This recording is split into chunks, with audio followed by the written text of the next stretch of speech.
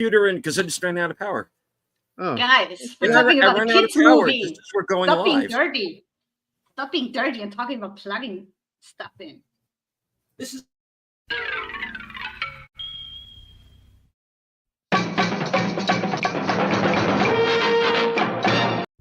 And now a word from our sponsor, Gary's Wholesale Sausage Emporium. Are retail hot dog prices making you crazy? Come on down to Gary's for all your discount dog needs. Was this really the best we could do? Blue Apron passed. Okay, let's get vulnerable, Langley. Let's get sexy. First caller gets 11 feet of Gary's signature summer sausage. Father Weems didn't like that. He doesn't find that funny. Father Weems doesn't like lies. Yeah. The funniest thing that ever happened with Father Weems is he called me one day when I was in Illinois. I was at Eastern Illinois University. Calls to leave me a message. And he's like, I heard your phone message. That's not funny. He says, you need to change that. And of course, my outgoing message was, it said, it had a jazzy piano piece, Sting playing, I think it was Sting's Miss You, Kate song. And over it, I did this voice. You have called 1-800-GO-TO-HELL. Press 1 for famine and pestilence. Press 2 for possession of a friend or loved one. And so anyway, he didn't like that. That's even. You need to fix that. So I did. I went and I got Sting doing Gabriel's Message for the background music. And I did this. You have called 1-800-HEAVEN. All of the operators are busy right now, but if you stay on the line, an operator will get you in well, anyway, you know where it was going. And my father got so pissed at that one. And I was like, I told him, there's no making you happy.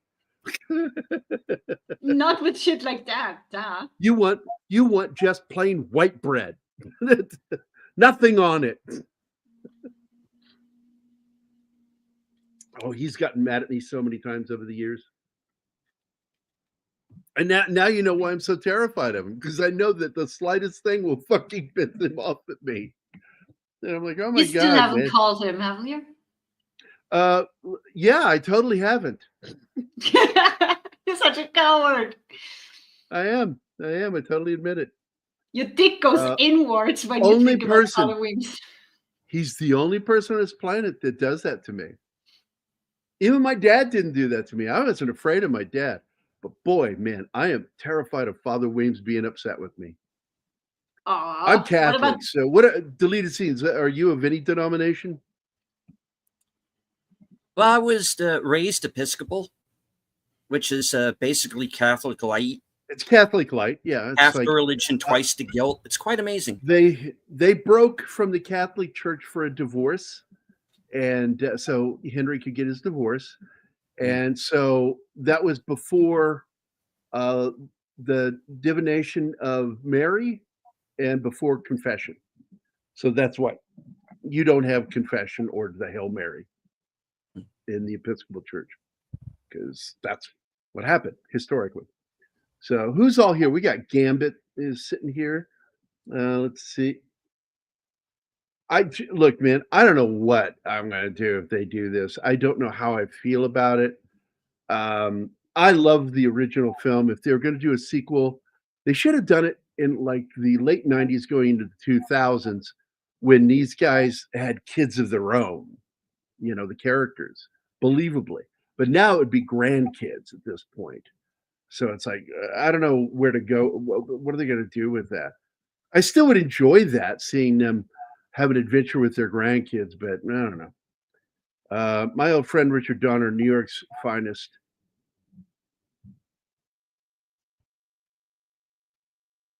Richard Donner was a cop at some point? Where did you get that he was a cop? New York's finest. New York's finest. That's what that means. I didn't know that. Snorty is here. Hello, Snort. Hey, Hope you're having good. I hope all of you are having a great Saturday. And of course, Tom Baker. Hi, buddy. Martin is in the chat. Martin is not here today. Martin suffered a horrible loss last night. His mother passed away. It was a shock, and he wanted to take today off. And I said, "Hey, no problem, man. No problem." I can only Because he's sort of in the same pickle that I was with my own mom. Slasher Fred's here too. What's up, man? That when my mother was dying, and I wanted to be in Arizona to help take care of her. But because I wanted to be in Arizona, I found myself being contested by my ex-mother-in-law and her family. And they once again tried to fight me for custody of my daughter. So I was forced to stay in Missouri to fight a court battle that cost a lot of money. And they had no chance in winning. Zero. They had no chance, zero chance of winning, because in order to change custody, you have to prove negligence or abuse, and they weren't going to do that because I took good care of my girl.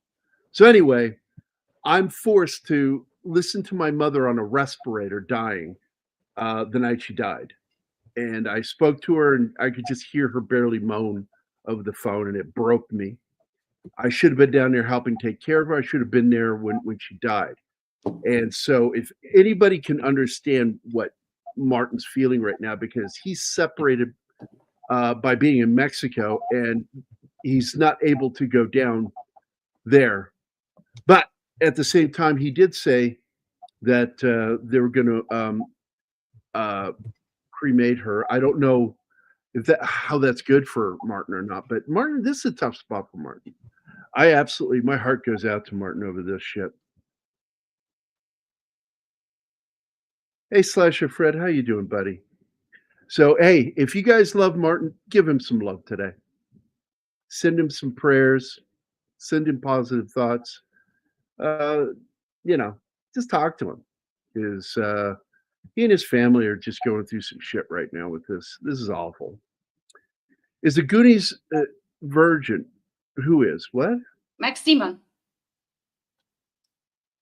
Are you saying you are? You are a Goonies virgin. Oh, okay. I thought you were trying to say somebody else is. I was a bit.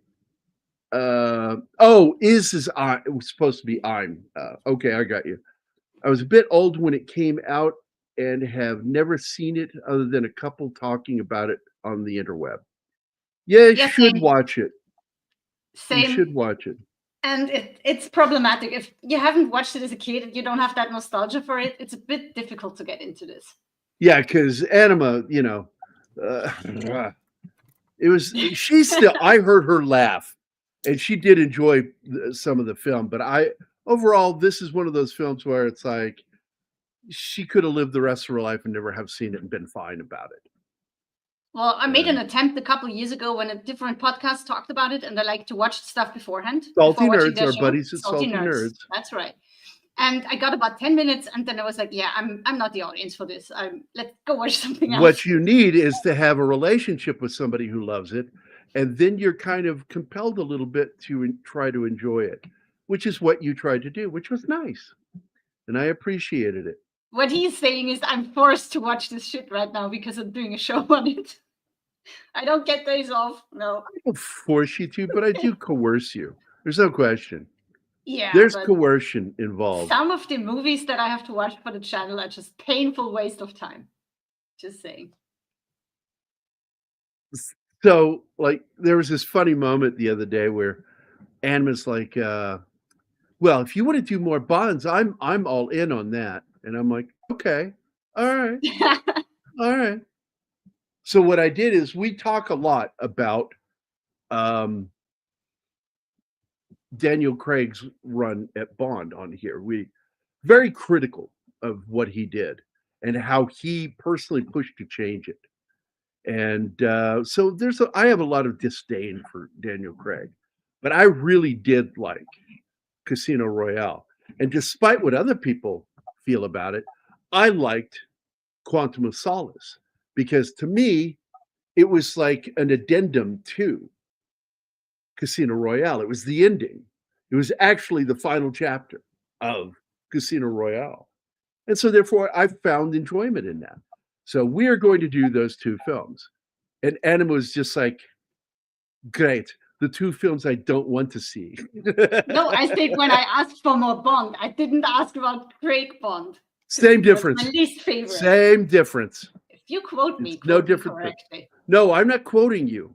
I wasn't quoting you. I was giving a basic generalization of how you felt about it. Grandkids could work. You can say the kids didn't believe all the aspects of the story, but the grandkids do. Gotcha. Because one tends to believe your grandparents' stories. Well, and I got to tell you, Zoe often doesn't give two shits. She used to love me telling her stories, okay, when she was little. But once she hit 13, her interest in shit that happened to me went away. And so I feel she's still not interested. And I think the reason why she calls me all the time is because she's single. So now she's not got that boy to occupy all her time. So she calls me because she knows I will always listen to her when she wants to talk about something. Until she gets into politics, and then I poke fun at her. Always. Poor Anima is like privy to the last conversation I had with Zoe, and I was just like, I started poking fun at the person that she gets her news from. I said, the guy doesn't even know how to science. When he talks science, he's so wrong on everything. I just did a cursory inspection of what he did from a trusted resource, and I'm telling you, they're right, he's wrong. And so therefore I said, you like it because he's popular and he says what you want to hear. And I said, she thinks that socialism is good, that she understands communism is bad, but the communism of today is different than the communism which she reads in books. And I'm like, no, it's the same motherfucking thing. And it's brutal and it's evil. I said, that money's got to come from somewhere, honey. Where's it going to come from? Well, she never knows where it's going to come from. That's the problem with young people. So anyway, Goonies is the movie we're going to talk about today, and I do love this movie.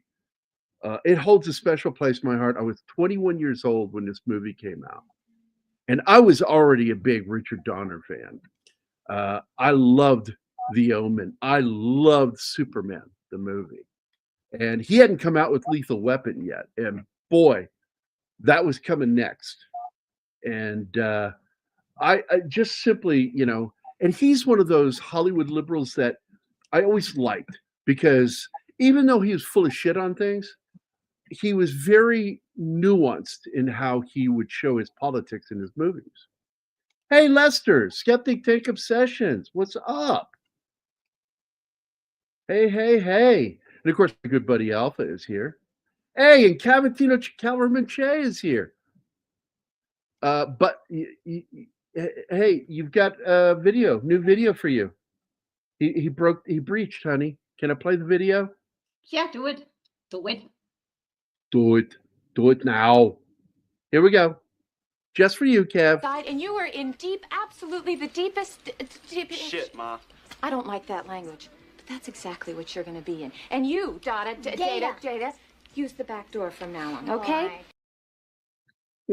Use the back door from now on. Fucking love that. Anima catches the back door references and sends me numbers. Yeah. Clip this. And you know what, Ostains? And by the way, hi, John. It's good to see you. I miss you when you guys aren't around. I love it when you pop in.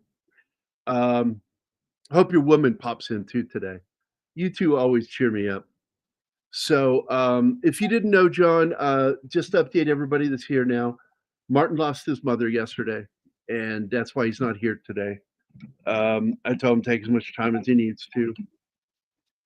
He's a necessary part of this channel, and but I understand what that's like. So does many of us have lost our parents. Our moms, and it's tough, man. It's tough, and he's separated by a continent technically. He's because South America is where she's at, down in Venezuela, and he's up in Mexico. And he can't get down there. God, I fucking love that guy. Anyway, the enduring appeal of many of these isms is they make you feel superior to be great unwashed, especially appealing to the young since it makes them feel better than their elders, of course. And they have a tendency of not listening to a fucking thing that their parents say because that's got to be bullshit. And anything that's contrarian to whatever your parents say is fucking gold to them. And that's why it's so easy to brainwash kids. For years after making the movie, Richard Donner and the late Mary Ellen Trainor worked on two iconic Tales from the Crypt episodes, Dig That Cat, He's Real Gone, and All Through the House. And I think you're talking about the woman that plays Mary Ellen Trainor was the one who also played the psychologist in the Lethal Weapon films, who was constantly worried about Riggs snapping. She was in several of his films, and she had a close relationship. And also in all of Donner's films was his cousin. He played the lead detective in Superman the movie, the one that survives, not the one that's killed in the subway, but his partner. You'll be missing the clarifications. Okay, Kev. Hey, Mike's in the chat, not on the show. Thanks, Mike.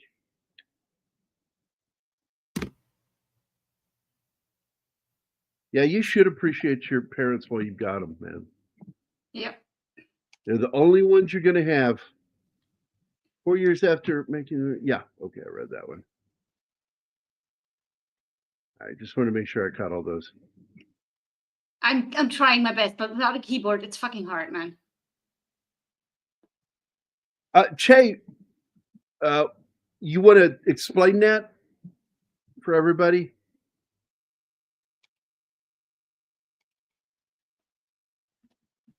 Let's see. Because I had read something about the ship, the loss of the ship. And I think I even heard it on a radio show. They were talking about it, one of the morning shows, back when I used to listen to radio. Here she is. Lady V, what's up? All right. We got John here and his better half. Read by Nature's here too. And of course, our good buddy is back in the chat. Oh, look what you summoned, Gary.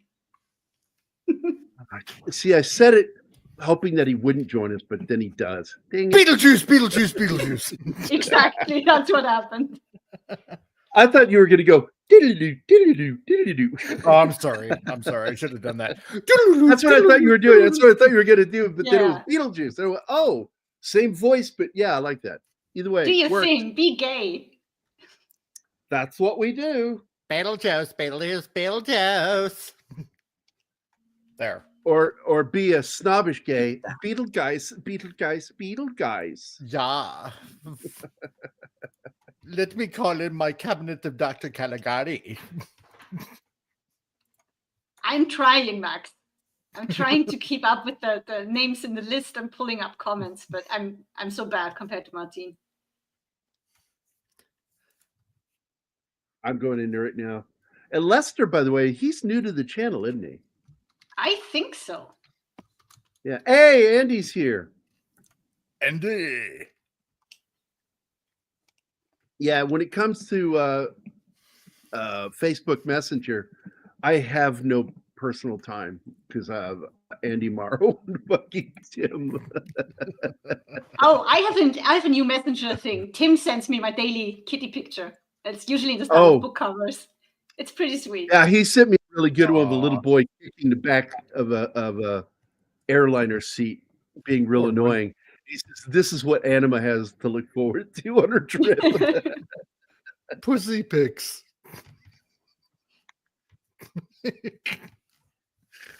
Well, that's from Wayne's World Slasher, Fred.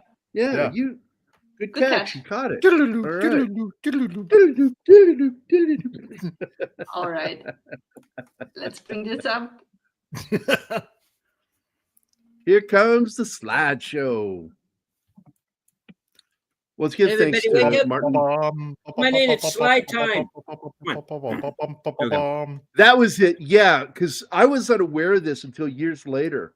And one of the morning shows I listened to back in the 90s up in Seattle brought that up. He says, hey, this just out.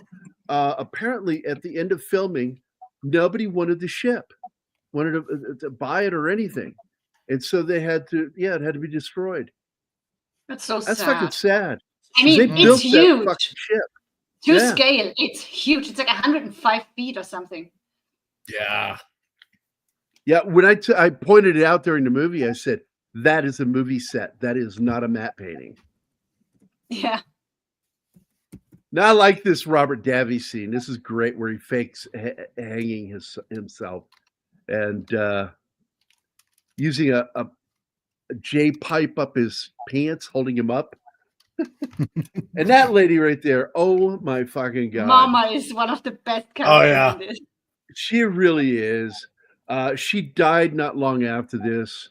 And she was so good in this movie. She was just fun in anything she was in. Her name was Anne Ramsey. She was in Throw Mama from the Train. I think that was her last movie. And I love those movies. I get such a kick out of them. A lot of people don't know that Sloth is played by John Matuzak, which shocks me because Matuzak was the shit when I was young, man. I idolized that guy. I was so broken when I found out that he used steroids, and later he suffered from severe pain, bone pain, muscle pain, shit like that. So he ended up using medication that had something in it that caused him to accidentally overdose because he was in pain. By the way, I also love at the beginning of this film that every single one of the kids has a crossover scene with the car chase. Yeah. Every character in the main character, female, child, and boy, all have this is the girls, the cheerleaders, and the car drives by. Ich liebe Anima und Gary. I know. So sweet. Thanks, Jacob. Good friend. He's a good friend, man. I'm sad he moved away because I liked accidentally running into him at Walmart when he worked there. I had a lot of friends that worked at Walmart, and I'd love running into him. And I'd always be on the verge of getting him in trouble by getting him to talk to me for a while. By the way, the opening scene in this, when they do the jailbreak with the fire, originally that was supposed to be right after they did a robbery, the mom and son, and they were going to set a bill on fire and drop it into the gasoline. But every time they tried to do it, it would just float away and not hit the target. So they gave up and just used the idea of the gun causing a spark that starts it. This, of course, is where you see Data, however you want to say it. His character is the crazy inventor kid. Just like his dad. Just like his dad. And this is the scene where he has a suction cup fucking dart thing that he shoots and going to pull the object towards him, but he's not aware that it's chained. So it only goes so far and then he gets yanked into it and ends up inside the tank. It's funny. Yeah, but that's I like this movie. Him from getting hit by the car later on because it squeaks by right behind him. Yep. Hi, Vinkman's girl. Yo. Yeah, and they were constantly rewriting during the shooting of the film. Hey, CJ.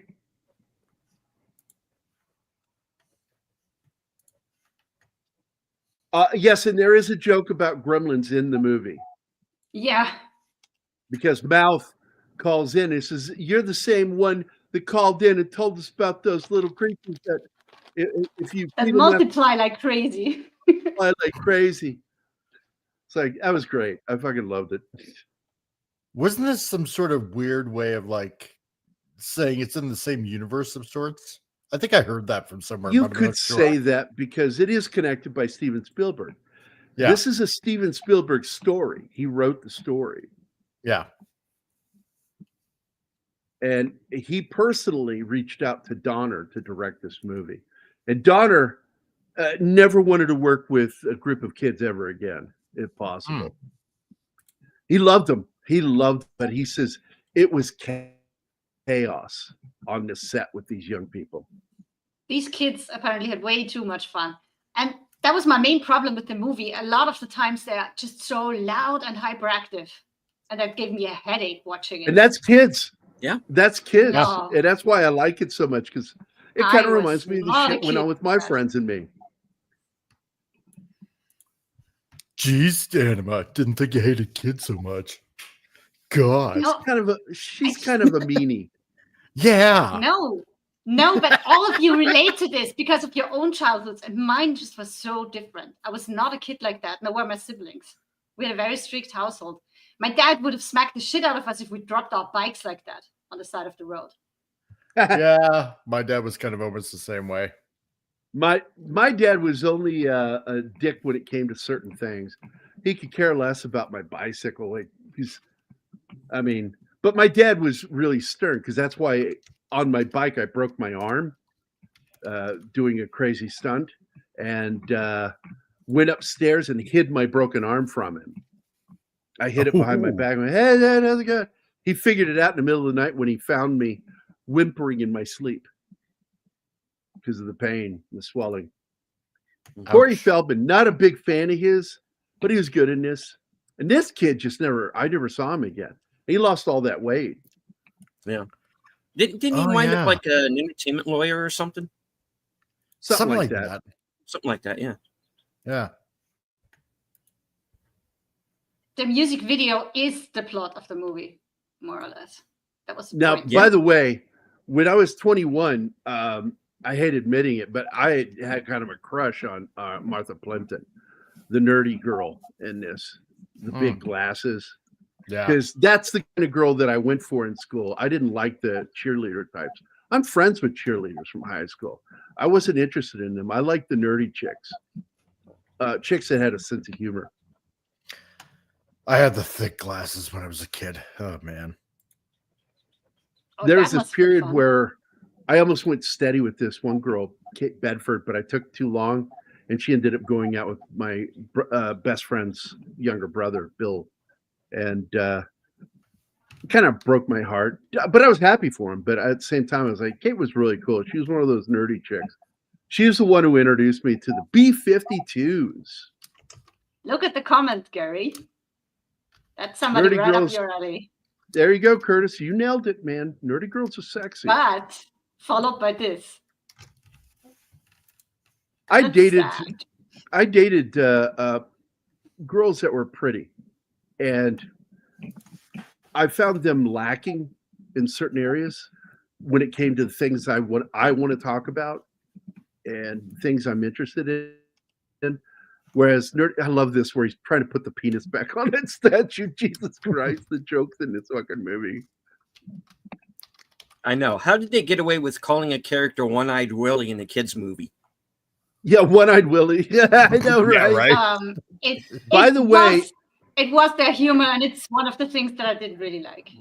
if you do not recognize this woman right there on the left, the woman on the right is from a lot of Richard Donner films. She's in like all of them. But the other lady on the left, that's Lupe Ontiveros, and she has been in a lot of movies.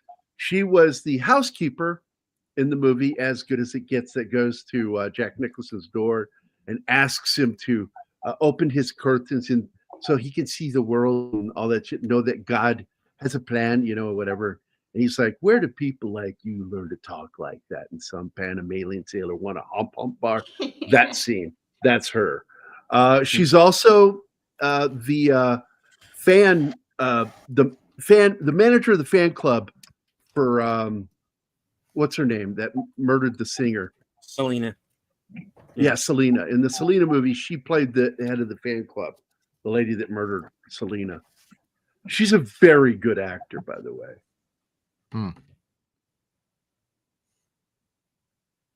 How'd they get away with Pussy Galore and Goldfinger? Or Holly Goodhead and Moonraker? I don't know. Goodhead. Happens.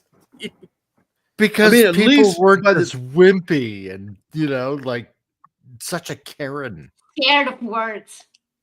It was I was so entertainment. glad though, because I never liked the names. Not because I thought they were sexist, but because I thought they were stupid names.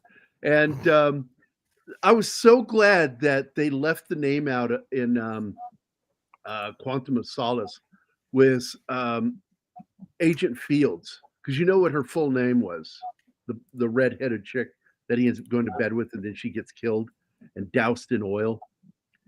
No. Anybody? Her name was Strawberry. Yes, Strawberry Fields. And I'm so glad they did not keep her name in there.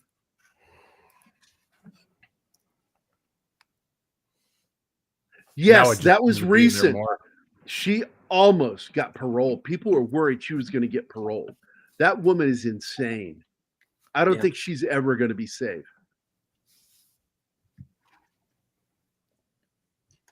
It's so fucked up what Clark does there.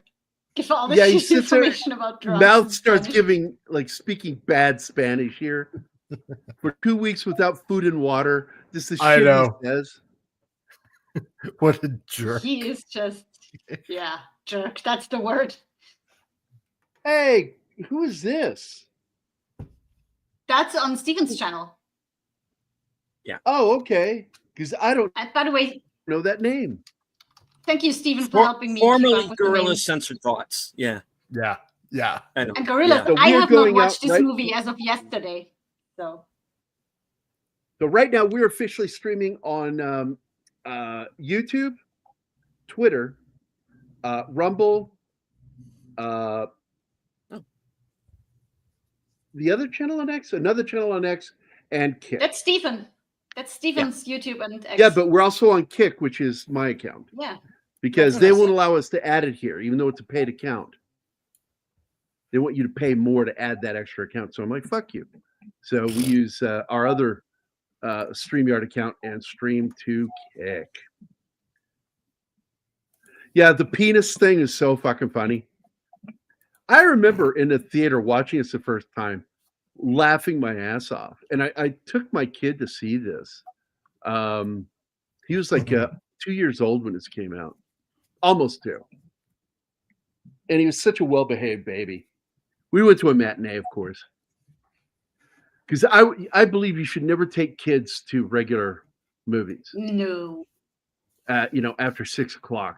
You should only take your kids to matinees. And people who have a beef about that, fuck off.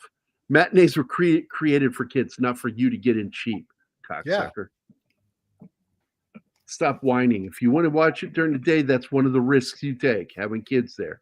One of the famous scenes in the movie that was deleted, but is such a great scene, is the scene when the kids. Oh yeah, and it got a fucking thing at the end of the movie where Data says that when the kids are tells them interviewed, about the octopus.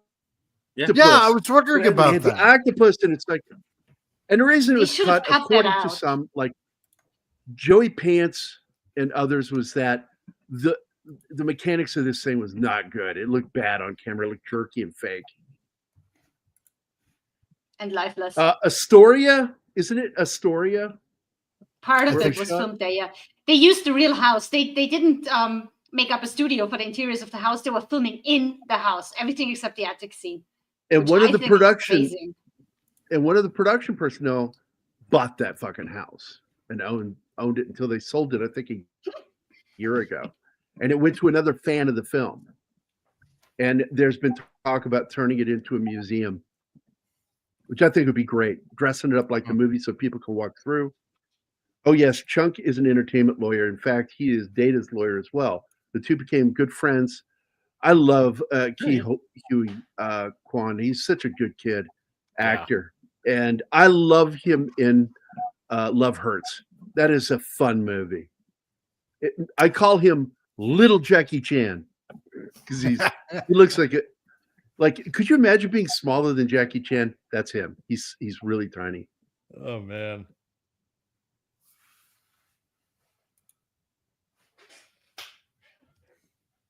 Yeah, I was always the you wouldn't believe it, but I was the quiet one around my friends.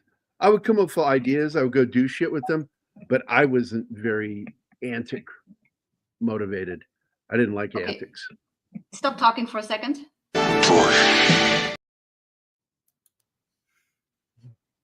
Oh, Thank Caveat you. Ties is another one over there on your channel. Mhm. Good to see you. Love Hurts was so bad. Hey, it's bad, but just like I said, it was good. That movie is awfully, just awful in so many ways, but God damn it, I loved it. I loved every second of it.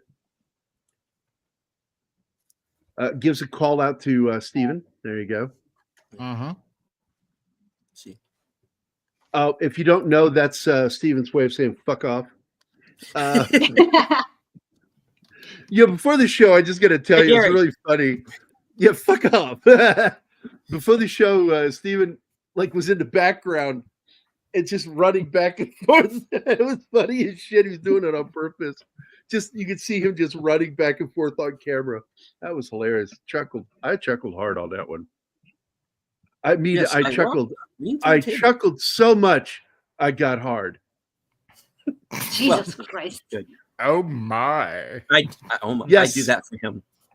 He was in Temple of Doom. And we just And recently Spielberg- discussed this one. Yeah. And he was one of the highlights of the movie. Hold on to your potatoes. He was. That's the only reason why I gave this movie a chance, because I enjoyed Short Round, and I thought, yeah, I'm gonna Short watch Round was a great because of- character, man. And why he wasn't brought back is one of the things that pisses me off. Yeah, Same, yeah. but that's the only reason why I wanted to check out Goonies. Well, you get a lot of Indiana Jones in this one too. Oh They're yeah, down you in the caves. He goes Mhm. fully Indiana Jones kid style.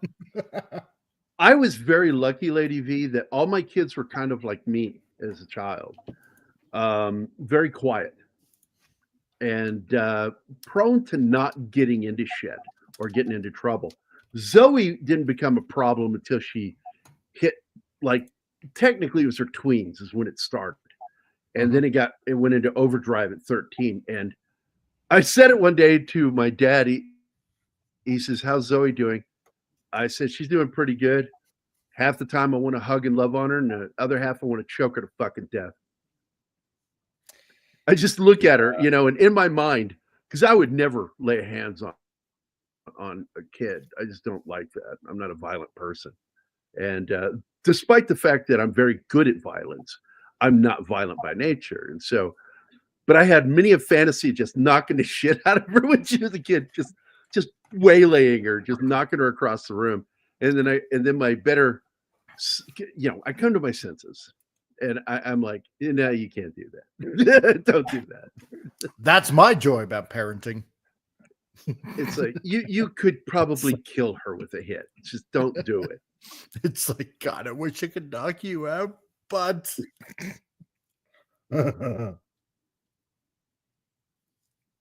Seeing Josh Brolin in this movie, I know, right? And he didn't like this movie. He didn't like doing this movie, which is sad because if it weren't for this movie, I don't think he would have had a career.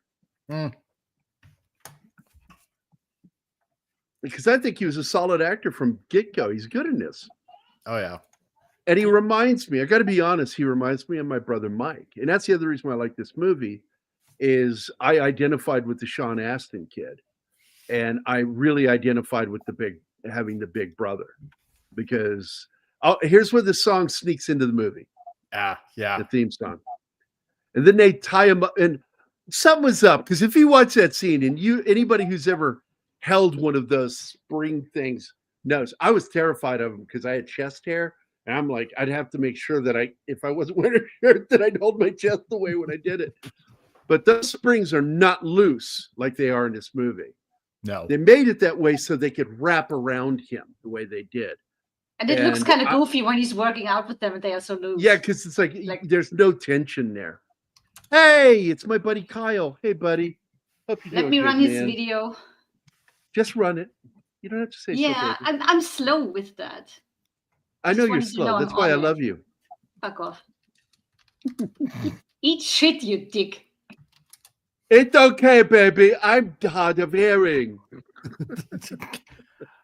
Can you feel the love? Yeah, it's like we've been married for 10 years already. Yeah, right. Well, I love her so much, and I just never met somebody that was just so fucking weirdly, oddly perfect for me. And that Fuck up, Kyle!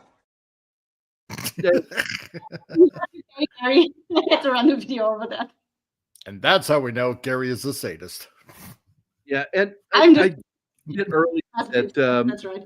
Joey Pants and Robert Davi did not like each other during the audition process, and it's that dislike for each other that led to them getting the parts because they love that the way they're so acrimonious towards one And another. they even put it into the movie when he calls him out for wearing a hairpiece on the ship. And Oh, he's yeah. like, I'm not wearing a Yeah. hairpiece. That happened in the auditions. During the audition, Davi snarked on him that he was wearing a hairpiece because I think he has alopecia or something. And yeah, they put that in the movie. I That thought banter that was was fucking real. hilarious. They were playing tricks on each other all the time. The one I remember is when Davi nailed Pranking, those the aren't dressing tricks. room door shut. Those are pranks. He And- nailed his fucking dressing room Yeah. door shut. But Joey hated him because, are you ready for this? He's a lefty, big lefty. I'm sure all of you have seen his rants recently on video. And it's like he hated Davi. And Davi, and it's not because he doesn't give a shit, but he has a typical conservative attitude that live and let die. Whatever your politics is your politics. You know, I don't agree with you. We can argue, but I'm not going to fucking act like an asshole about it later and treat you bad. Yeah. And he treated him bad because Joey Pants was fucking with him. And so he fucked with him back. And one of them just happened to be meaner than the other when it came to fucking. That's Davi. The other thing, Davi, because Anima doesn't like him because of something that happened in Austria. And she just has a disdain for him. I said, I think he's a bit of an asshole.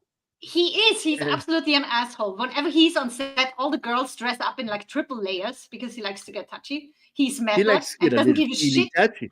He doesn't give a shit if he hurts his He's co-actors. Fucking He's Italian. act- What do he's you method. expect? Fucking Italians, man. But anyway, he He's said like- recently that nobody has gotten a hold of him, and he has doubts that he will be in the sequel because of politics. Wow. That's a Okay, shame. that sucks. Because Yeah. that's the way the left behaves itself. Yeah. Keep politics out of entertainment. Okay, just to let you know, that's not how those work. You cannot just pull the caps off and let the air out. No. There's a little pin in there, and you have to depress that Yep. to let the air out. Or unscrew it. Yeah. Oh, and screw the stem, but those stems are kind of rubber welded in, so you can't do that. Yeah. Wait a minute, what's this? Yes, and Oh, yes. look at that's- that. Nice. And then, but I'm also looking at what Gambit's talking about. Dave Grusin's score was unavailable for 25 years. Oh, Gambit Really? is killing me. He's posting so much information. I can't pull all of that up. I'm sitting here sweating, dealing with the chat. So Trying to give keep me up some with him. stat, guys. Yeah, no, with all of them. We have 57 people watching, Gary, and a lot of them are in. Okay, I'm just going to tell you guys, if she ever breaks up with me, it's because of you guys. No, it's all your fault. Just saying. I'm just trying. No. Fuck you guys. I can leave you to it. If you're mean, I'm going to leave. I love I, you, uh, Anima. Now you saw that cool treasure Hey, map. Anima, That does was Gary know something. about us? Oh. I'm on here. Hi. Yeah, it kind of was, John. I agree with you on that. I agree with you. Yeah, the red bandana. It's just like it was so 1980s. Oh yeah. You know, I'm surprised he's not wearing leg warmers. That was for the Yeah. ladies. Fuck you. No, guys wore them too. Guys wore them too. Really? So, like I was saying, Sean Astin kept the map. He was allowed to keep the treasure map from this movie, and he still has it to this day. No, the treasure map got thrown out by his mother, I think, when she found it and she thought it was a piece of trash. So that Yeah. ended Oh, yeah, badly.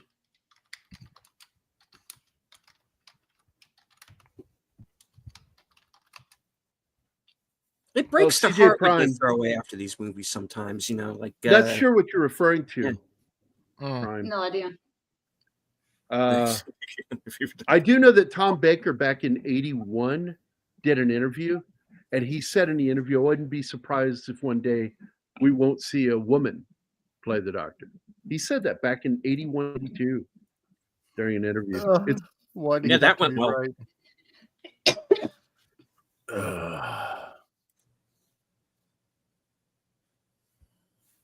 He's dressed like Elizabeth Shue. I do love this house. I've always wanted to make a pilgrimage to go there.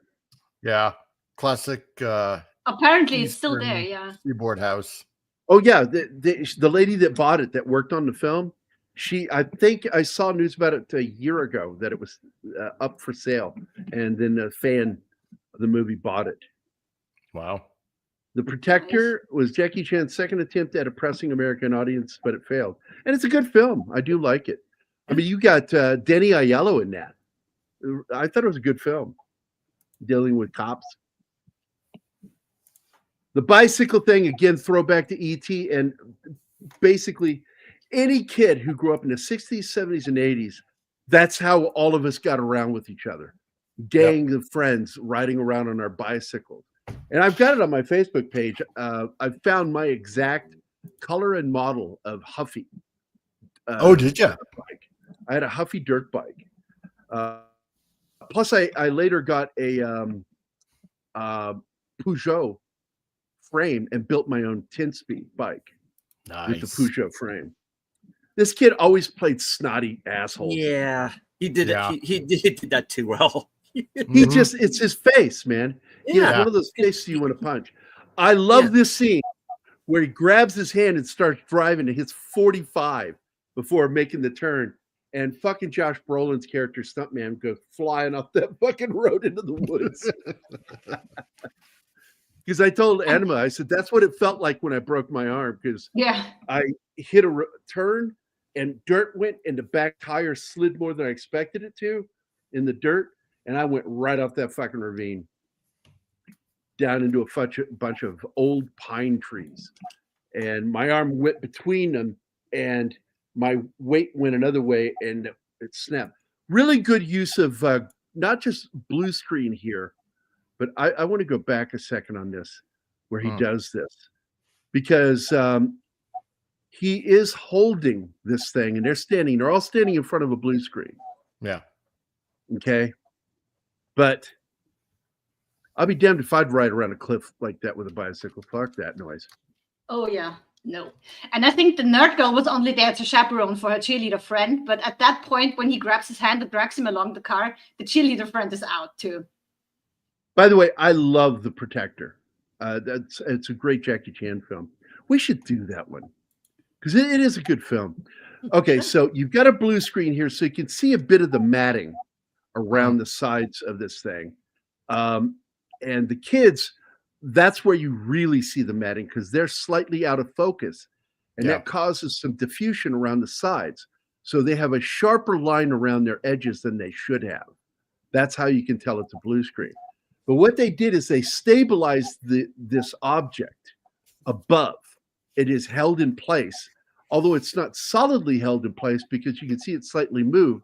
But where you don't see it moving is at the top because it's moving like this, like it's on a swivel, the way it moves. So you can tell, and I thought this is really well done for blue screen because this is so much better than the blue screen he used in E.T., where you see the guys out with the Hollywood lights behind them up in the grass looking for E.T., and you can see the fucking matte lines and they're out of focus. It's really bad. This was handled a little bit better.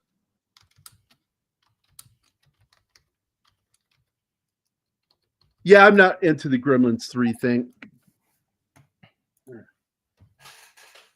Mouth, I need you to translate. I don't understand Spanish. Again, trusting the guy you shouldn't trust for Spanish. Yeah, right. They don't know that though. None of them speak Spanish, so they don't know what he translated for the housekeeper. That poor woman. I've heard that they have tentatively greenlit it, which, you know, films can die in pre-production. So many have. True. I worked on a film that died, but it's hopefully coming back because I did all the storyboards and production art for it. And I would love to see it. It's Tom Hanks, Gary Sinise, my boss Dale Dye, and there was one more producer. I know Spielberg was helping, but not helping enough. That's a And summer we already place. did. Why is it open in We the did fall? Gremlins. Both of them. Now, as I recall, this is a fake building. Everything is fake on this. This isn't a real location. That or is built over something, because you can tell when you get up to that building, it's not real. As well as the lighthouse, because there's something when you've worked on props and shit, you can spot fake like walls that are damaged. You can spot like crazy, and that lighthouse just reeks of built for the movie. As does this building. It looks so fake to me. Oh god, yeah. Really, because because you story got I to was think reading what's on doing there. You know? Sorry. that, yeah, Alpha, it happens. It really does. It's sad. We were okay. Just to give you a little history, when I did Code Word Geronimo with IDW, our agency that represented us was Circle of Confusion, the same people who did The Walking Dead, and a film production company wanted to make the movie of my book, and Circle of Confusion got in the middle of it, and they demanded an executive producer slot, and they wouldn't give it to him. They're like, no, we're not going to relinquish control over to you in any way, shape, or form. Well, either we're on there or there's no movie. And I'm like, are you representing us or you? I got mad at that meeting we had. I'm like, you just fucked us out of a deal. And they wouldn't have made their movie. And I got to tell you, absolute piece of shit. So we dodged that bullet. It's the one with the guy who plays Captain Pike now that was in it. It was terrible. His character was ridiculous. Oh, it's just a terrible movie. I think it's just called SEAL Team 6 or some shit like that. And one scene you've got like real Blackhawks. See these Blackhawks, then you see a CG fake Blackhawk, and then you see a real one, and then you see a fake one. And the helicopters never match up. They're always different, scene to scene. I love the way she accents. And by the way, there's a scene in here where she slaps Robert Davi when he's arguing with his brother. And she really fucking laid it on him. Hit him full-handed. She was told to. Not with the fingers. That's how normally slaps are done in movies. Yeah. She hit him full-handed, and it fucking caught him off guard, and he just sort of had that stunned look. And Richard Donner is why it happened. He said, do it. Told her to do it. And she did it. Well, he's method. Give him method. There you go. After the fact. And that fucking reaction was great. Yeah. There's so many reactions. Too. Yeah, they did things with the kids that fucking just put the kids in what they felt was like a rough moment or something. It scared the shit out of them. There's a lot of fear by these characters that when they shot it at the moment, they had done something. In fact, there's one scene where Richard Donner said something to Key about something, and it caught him so off guard that he has this great, like, what? Look on his face. Yeah, he told him Michael Jackson was about to visit him. And that had the kid in utter shock. And that's exactly the expression they needed. Also, of course, since it involved so many kids, it was shot in sequence almost completely. It's what you do with kids. Yeah, for the kids. Yeah, he did that for the kids to make it easier for them to understand. 2 years in making this movie, Richard Donner had originally wanted the iconic vampire movie, The Lost Boys, as a version of the Goonies. Yeah, absolutely. And it still kind of has that feel to it. And oddly has the other Corey in it. Corey Haim. Actually, it's got both of them. Feldman's in it too. Yep. In fact, is that the movie where they met? The Lost Boys? I Pretty think sure. Yeah. So, yeah. And they became best friends, lived together, all that shit. Yeah. Yeah, I love Debbie, dude. Debbie's an asshole, I'm sure. But I can tell you right now, I would probably like him if I hung out with him.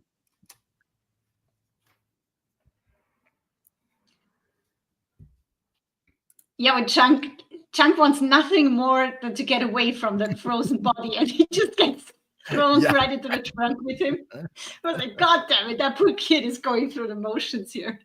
Yeah, and he does, he does get fat shamed in this movie, but he dishes it right back at these guys. Oh yeah. So that's the one thing that a lot of these woke people who don't like that. I'm like, hey man, he dishes it right back at him.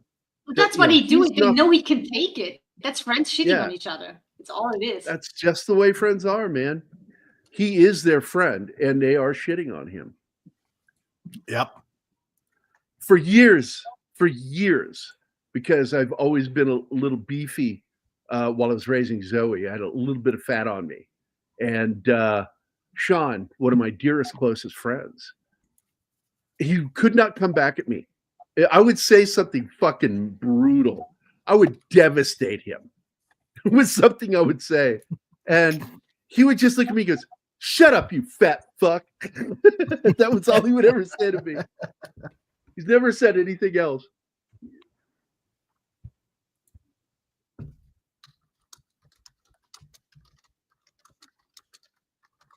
Yeah, I totally agree with you, Slasher Fred. Yeah.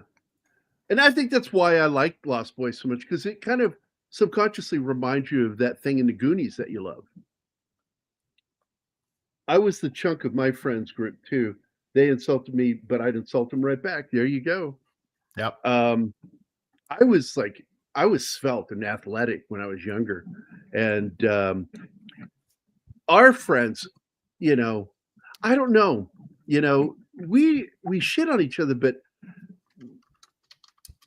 the fattest guy we had in our group was Bennett Sumner. He was a little stocky.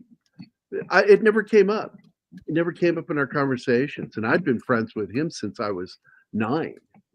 In fact, he's my first friend that I met in Virginia growing up.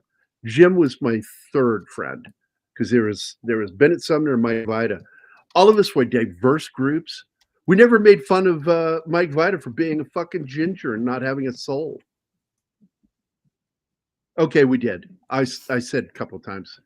It's like, hey, maybe if you keep doing good things, you get a soul. Look, Mom, every time Gary does a good thing, he gets part of his soul back. Yes. No, that's how it works. Every time a bell rings, an angel shits his pants.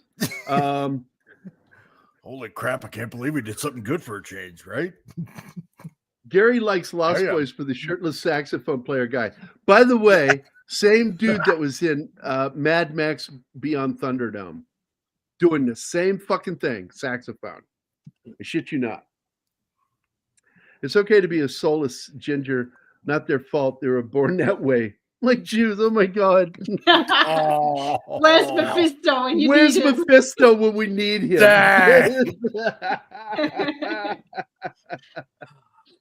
That's Diddy level lube right there. I love this scene right here because I wasn't sure where this is going. Like, are they not going to try to get out of there? What's going on? And They're curious. And the other thing I love about this is there's real menace with the brothers and the mom. Yeah. They are really, there's a sense of danger with them, but they might kill these kids. They played so good. Yeah, but they have scenes where they are just clowns. Like they're funny. And shit. And Chunk, I just want food. I just want something to eat. We're gonna be late. Every time he says they're gonna be late, we're gonna miss dinner. We're gonna miss dinner. It's like he keeps saying. He says it like 3 or 4 times about dinner. God. You know his fucking motivation. I love that. And then he has a candy bar on him. Just fucking kicks my ass. I just laugh so hard when he pulls out the Baby Ruth for him and Listen Sloth. to Martin. Oh yeah. Show us some love. Hey, Martin. Yeah, don't forget to show us some love, guys. Slap that like button as if it was Robert Davi. And send us naked pictures if you want. Me, just send them to me. Oh, Don't send me any naked pictures, please. Goonies. that's right. I loved it when a buddy of mine had the same sense of humor I have, where he sent me a dick pic, and it was a picture of fucking what's his name from Fantastic Four and the Avengers, Chris Evans. Chris Evans, when he supposedly had a dick slip. Oh God! And he sent me a picture, and it was actually his own face over his crotch. And he says, "Hey man, I just thought you'd enjoy this dick pic." And he sent it to me. I just fucking laughed. I'm like, "You fucking asshole." Is that true? We don't have them here, Yeah. so I wouldn't know what. Yeah. E.T. did the same thing for Reese's Pieces. Yeah. Eminem didn't want any part of that movie. Mars said no. And it made Reese's Pieces so popular. Oh my God, man. I ate the shit out of them because they came out before that. I was in high school when they came out. Mhm. And I kept joking. I said, what's this new peanut butter chocolate candy called Reese's Feces? The Reese's monkey. Apparently, Tom isn't a fan. What's that? Tom is not a fan, apparently, Of that candy. Reese's Baby Pieces. Ruth. All Baby Ruth is a log of caramel that's rolled in peanuts, salted peanuts, I recall, and then covered in chocolate. That's all. Yeah, that that's not everybody's case. Salted peanuts and chocolate. I know a lot of people who don't like that. I got to tell you, man, one of my favorite things is Keith's salted chocolate balls. They're really good. You got to try them. Jesus Christ. I used to have that. I used to have that, but we got claimed. Well, we had it, the video of him singing that, Chef. I said, here's Keith making some right now. And I put the video of Chef up. But we got claimed. And I'm like, fuck you guys. Not like a strike. We just got claimed, and then I just deleted them and stopped playing the video. It was odd seeing American sweets because most of them we never had. Well, what I enjoyed over in the UK in particular was they had Mars bars there. And Mars bars is owned by Mars, same company that makes Mounds and all that shit and Snickers. Yeah, and all Mars was the Milky Way. Milky Way, That's all it was. They reversed it, and it's so weird. Why not have it the same worldwide? Well, and then here in the US, they released the Mars bar. And I got one going, oh my God, that's what I ate when I was in England. I bit into it and it's got fucking almonds in it, like on the top. And I'm like, I would take them off. I would bite them off and then eat the candy bar. And then I would eat the almonds separately because I wanted to remember that taste. And it was the Mars bar from the UK. I ate a lot of good candy over there in the UK, man. Toblerone is popular over there. And it's not really popular here, but people know it. Because Zoe's addicted to it. I introduced her to it when she was little. We get Toblerones, and what's the other one we would get? It's wrapped in gold foil. I can't remember the Lindt. Yes, one of the iconic '80s comedies that Corey Feldman was in. The best friend Corey Haim was "Dream a Little Dream." That's right. Yep. Which has a Freaky Friday feeling to it. Absolutely, and I try to remember who played the dad in that.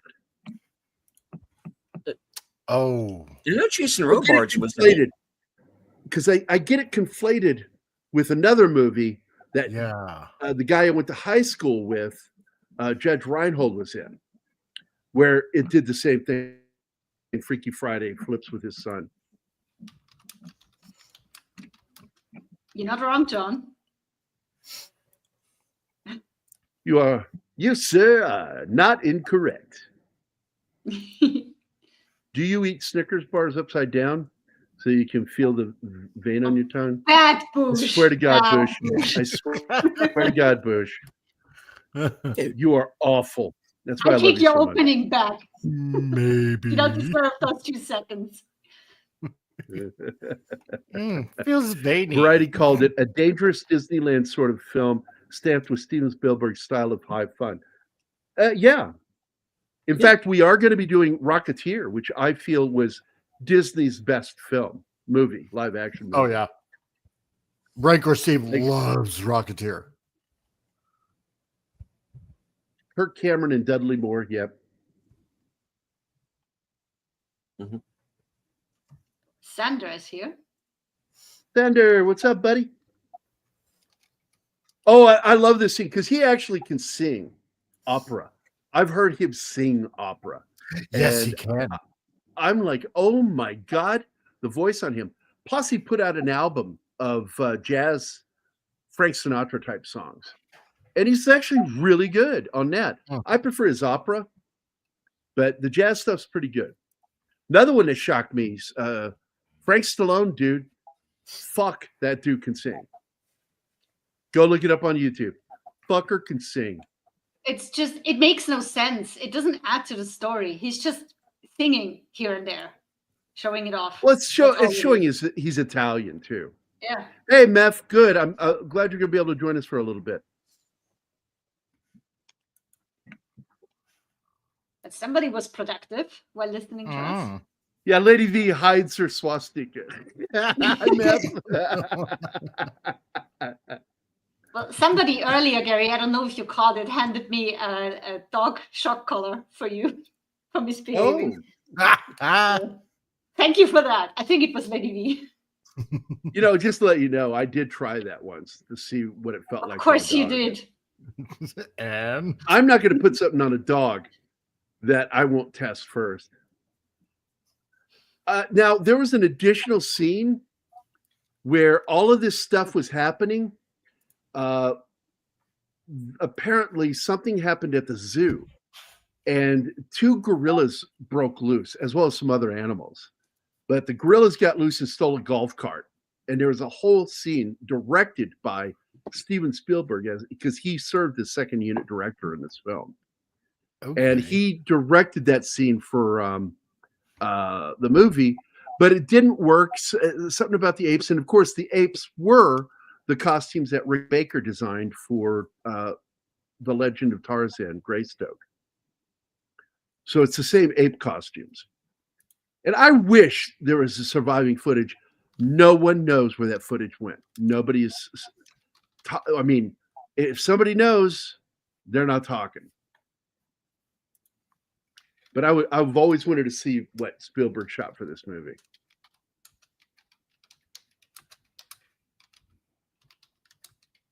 Hello, Raiders. Matt just dropped his audience on us, apparently.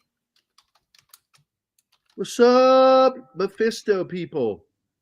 Hi. Yo. So we are talking about a classic 80s film, The Goonies, which I fucking love this movie. I really do.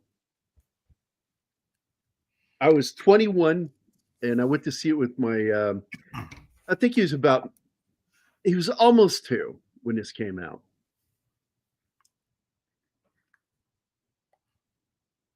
And he loved all the sounds. He enjoyed the crap out of it.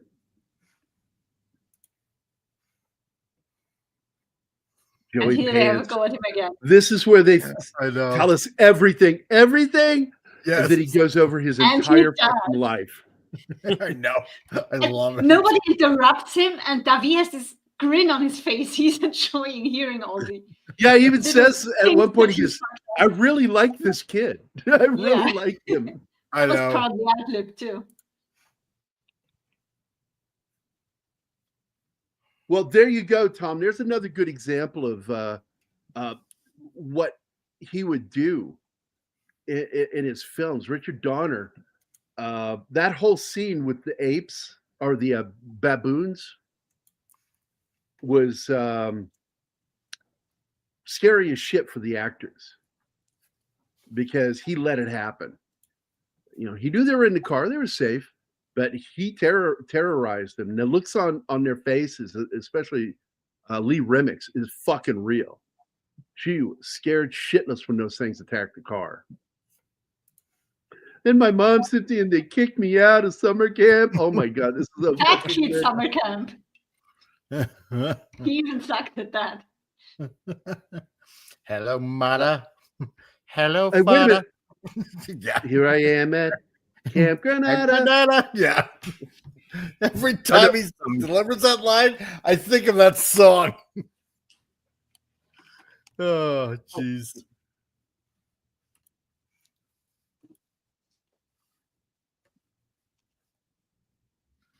Hi, Penny. Pretty. I got my voter registration card. Proving you're not illegal. Well, I got my new license, and I'm waiting for the hard copy to be mailed to me. Mm. I had the gray beard and everything, man. I look like some crazy old fucking coot. If you guys ever see that movie, I got to tell you, man, Dickie Roberts, I've seen that movie, dude. Yeah.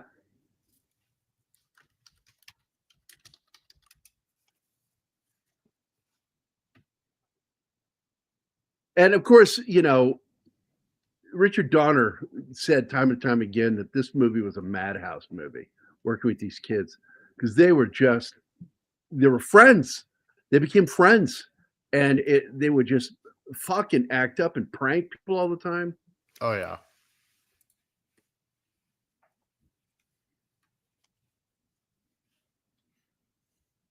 That's a great username, Fluff Chick Productions. Oh, also, one of the really cool elements in this that I forgot to point out to Anima when we were watching it is when the reveal of the pirate ship happens, each member of the cast had not seen it.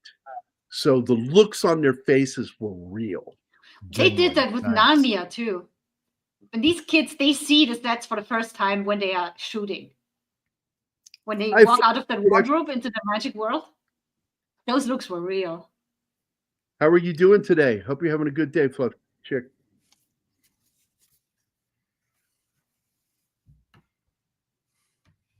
Oh, another funny one that's in the making of this hilarious is Richard Donner told the kids, okay, look, that makeup on the sloth character took hours to put on him.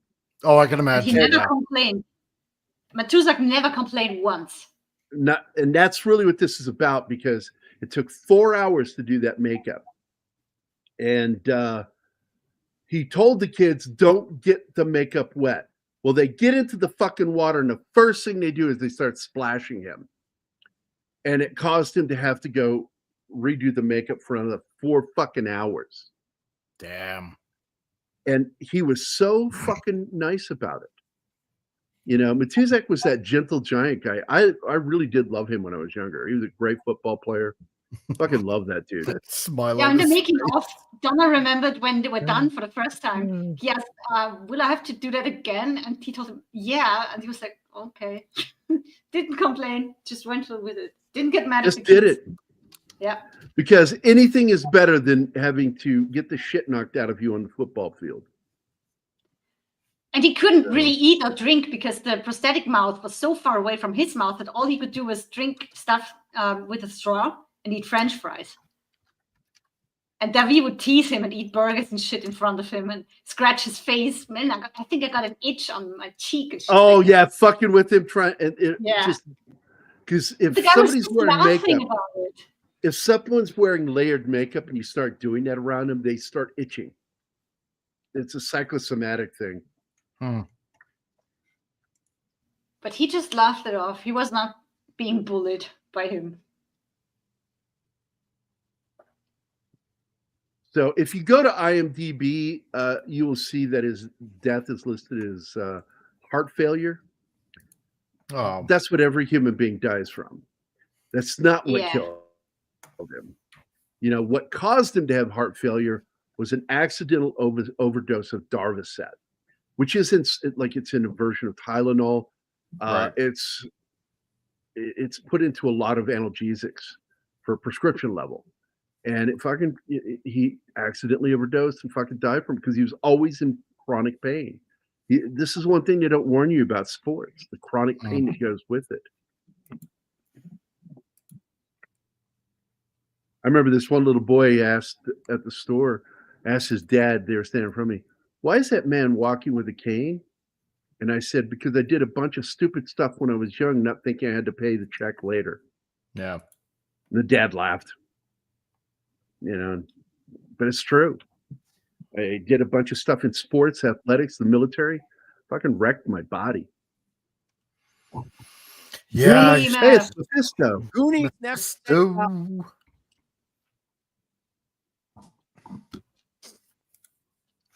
This one right here, this one. This was my wish. And I'm taking it back. Yeah. I'm taking It in didn't all come that. through. Yep. Taking it back. no. Another great gag in this film, by the way, is when they're trying to take all the jewels from the kids, and Mouth has that string of pearls, and she pulls the whole string of pearls out. God. And then there's more in his mouth. He's got such a big mouth; it's full of jewels. It was all Michael Jackson jewels. Oh my god! Well, he invited them to a concert and that's gave them what he super cool claims. gifts. Haven't been, guys. By the way, that scene where they're at the fountain, that's where they were originally going to have the gorillas go by them in the golf cart. That Spielberg directed, that nobody has ever seen the footage of outside of the film production. And they said they don't know what happened to it. Did you mention the ET reference we talked about? Well, there's also the Gremlins reference. But yeah, go ahead with the ET reference. So I don't remember if we talked about it live on air or behind the scenes, but I did mention the fact that because Emblem was the producer of this and Spielberg did have a hand in it a little bit or a lot of it, the scene where Josh is kind of riding these girl bikes and the waspy dudes are like coming in with the car, and then he flies off on the side where he could have literally just not do that and have that scene where he flies off in a little bit of a slow motion, kind of capturing the whole ET bit, was on the nose. Like, this is completely hindsight. This is like 50 years later that I kind of realized that about 6-7 years ago when I got back to the movie, on a rewatch with my kids. My kids did not fear sloth when they first encountered him. I did as a kid. I did. I was like, when I saw him for the very first time, I was afraid as Chunk was afraid. Right. From sloth. And then when he gave him like the Ruth baby, then the same transformation that Chunk had, I had as a kid watching this. Mm-hmm. This is why R&B is completely missing the point with this movie. Because he went off on this movie a year ago, saying that I remember Tom is not he as had a great, and Tom went scorched earth. And the thing about R&B that he kind of did not catch the thing is, yes, if you watch this a little bit too late, maybe you won't be able to enjoy it for what it is, which, again, looking back at it, maybe it's for a specific age. Maybe this movie was made with a specific age in mind. It's the age of the kids in there, where it's not middle school just yet. 10, 11, that sort of age. And if you miss that bracket, you might not enjoy it as much. Because like I said, when I saw this face for the very first time, I was afraid. Well, because he looks like Jason Voorhees. I've never seen Jason Voorhees when I was 8. But that's what he looked like. And I thought he was kind of scary at first. And I was 21 when I saw this. And but the other thing is that scene where he's got the chains above his head threw me back to a horror film that scared the shit out of me as a kid with Oliver Reed called The Shuttered Room. And where they had this person that was kept away like Sloth is. And so there was this element of like remembering that movie that made me fearful of Sloth, even at 21. I thought, oh my God, is this guy going to be bad? What's going on here? But he ends up being this great character. Yeah. And he loves Chunk. Chunk loves Sloth. You know, I fucking want to get that shirt. Chunk loves Sloth. I want to get a shirt that says that. I'm going to make one. I'm going to fucking make it. I'll do my own artwork. Fuck them. But what? The other tie-in was when he drops down to the thing and he faces his brother and like brothers and his mother. He tears down the shirt and he's got the Superman emblem symbol, and you hear the theme. You hear like an octave off of John Williams. You know, you get John Williams Superman theme. And this is again the Spielberg tie-in, where it's like, yeah. That's not Spielberg. That's Richards. Richard directed Superman. The director of this directed. Yeah, Superman. Richard Donner too. Oh, that's right. It had nothing to do with Spielberg on that one, but Spielberg's association is through John Williams because he's the one who started making movies, and John Williams was his composer. Wait, who's the composer of Goonies? Is it John Williams or is it Alan Silvestri? No, it's neither of them. Neither? Yeah. Hold on a second. Hold on. I'll find out because I've said it. Talked about it yesterday. And the guy has worked on quite a few films and TV shows, but he's not a name that's really. Dave Grusin is the composer, conductor. Right. And he's made he did Dave Tootsie, Grusin The Graduate, and Joseph Williams. I don't know about Joseph Williams. I don't. That's what Google says. I don't recall any association other than Grusin was the composer for this movie. Okay. And he's done some great films, worked with Harrison Ford. He did Mulholland Falls, for God's sakes. Just great soundtracks, but he just doesn't have that commercial viability like John Williams or John Barry or some of the bigger names. Like you mentioned, Alan Silvestri, they had bigger names. So, but there was a starred comment I wanted to get back to because this is really good. Stephen, you were going to say something. Please finish what you're going to say. Right. Because this movie worked for me because I was the same age that the kids were. Yeah. So it was like that. It was that sweet spot. And after this movie, I went off on kind of like a treasure hunting kick.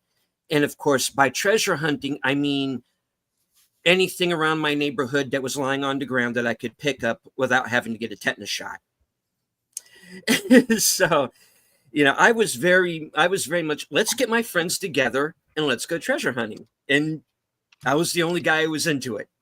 But, yeah, I think this is a movie where you have to be you have to see it at a certain age in order to get it.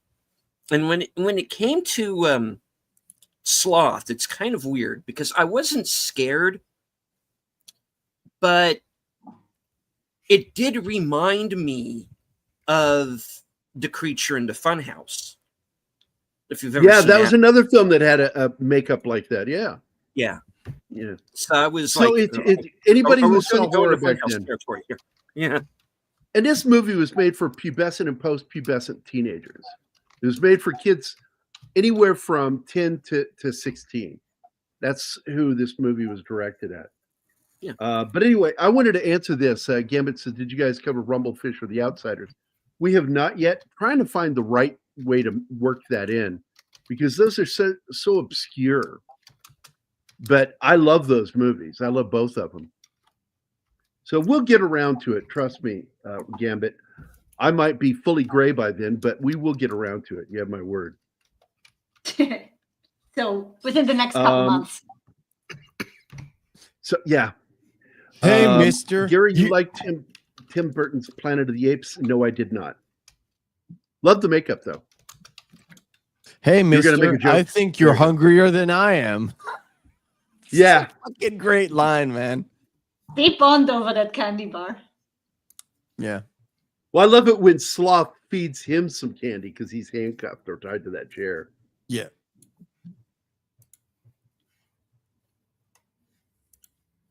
Right before they ate him. Yeah. Engage the panic button. And when sadly, they- she died within a handful of years after this movie. Wow.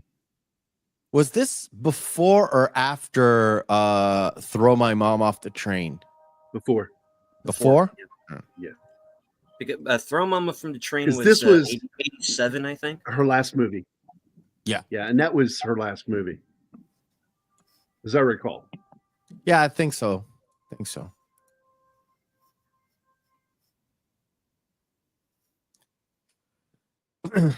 There's that moment where him and Chunk go down, through the fireplace after after the other kids, and they go into the pipe room, and Sloth lifts up all the pipes to let Chunk move by, and you hear the car doing it, like essentially having an accident, and Sloth is like, oh,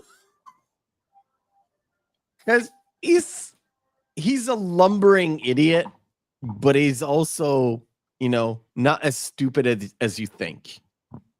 But he's also a lumbering idiot. Well, he's a big kid, basically. Yeah. He's got that. All right, He's got that Arrested poll. Development. I started a new poll for you guys. Enjoy the poll. It's in the chat. What is it? Fucking read it yourself. I'm not fucking. I can't go on YouTube when I'm in here. Yeah, I can't. Yeah. It slows everything down and freezes shit, and I'm trying to manage your chat, you idiot. Listen, Missy, do your job. Whatever. Fuck off, Mike. Do you want me to read it for you? I have. Martin. No, I don't care. I'll check it out. I actually have afterwards. a typo in it. I left out a word, but basically, I'm asking: do you think Anima liked this movie? I Oh. think And most- Already Most off. everyone Good. is selecting she was meh about it. We'll get to We that used to when do we're stuff done like with the that too, slideshow. Slasher Fred. It wasn't so much treasure hunts, but I grew up in Phoenix as a little kid, and we'd go into the hills with my siblings and friends. And I remember we found fool's gold, and we also found a lot of mica, which we thought we could make money off of that, but never did. We found like a whole area of mica, and that stuff's awesome if you've ever handled it. It's like little thin sheets of paper that you can see through on rock, and it's in little layers like that. You can peel. I think you have some explaining to do, Gary. You confuse the people. Chat, it's not your job to be as confused as Gary. Just so Okay. you know, I was No. talking at the same time as typing that. So Hey, being confused is my job. It's in my fucking name.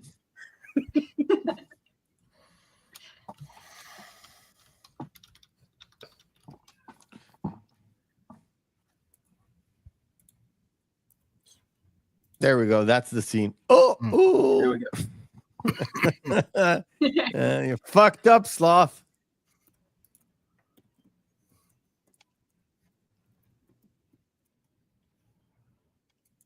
Now, Sean Astin, was he really wearing braces here? Because I don't remember that.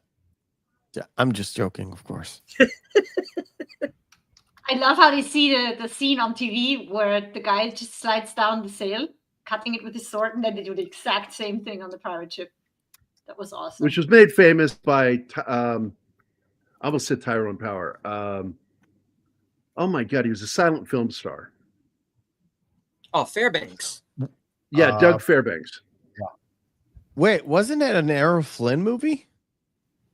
No, it was a Fairbanks film, silent film, where he did that the Okay. first time. They echoed it again No, later in another Scarlet film that No, Errol the Flynn movie did. that's the movie that Sloth watches? Wasn't it an Errol Flynn swashbuckling movie? Oh yeah, I think something like that. It Yeah. could have been Errol Flynn because it did have a soundtrack, but Yeah. the first person to do it was in a Doug Fairbanks movie. I'll check it. Because to have that music, dun, dun, dun, dun, dun, dun, dun, and that's like an Errol Flynn It's- movie, I think. Yeah. Literally, Google fills in the question. Oh, The movie is called Captain Blood. Yeah. And it is indeed an That was it, old yeah. Errol I Flynn said movie. Scarlet. I said Scarlet. I meant Blood. That is it. Yeah. I love Errol Flynn. Captain Scarlet was the marionette thing. Captain Scarlet. Now I'm going to check something here. Captain Scarlet, he's our hero. Oh no, never mind. Fucking love Captain Scarlet, man.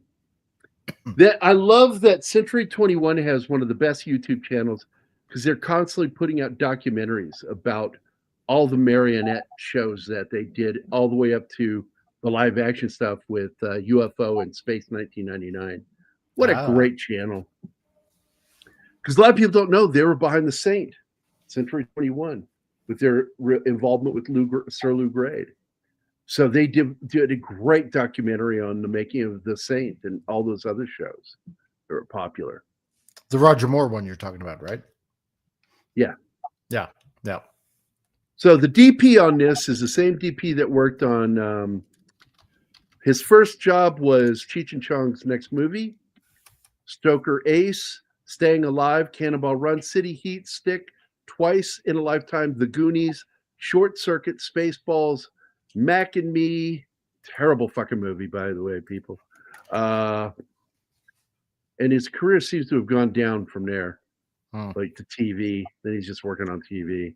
Yeah, nothing but TV after that. So that's who DP'd this, and I am certain, once again, that Steven Spielberg has this way of being on set a lot, and he backseat directs like George Lucas does. And so I'm sure he was doing a lot of pushing on the lighting in this because he wanted to have a certain look.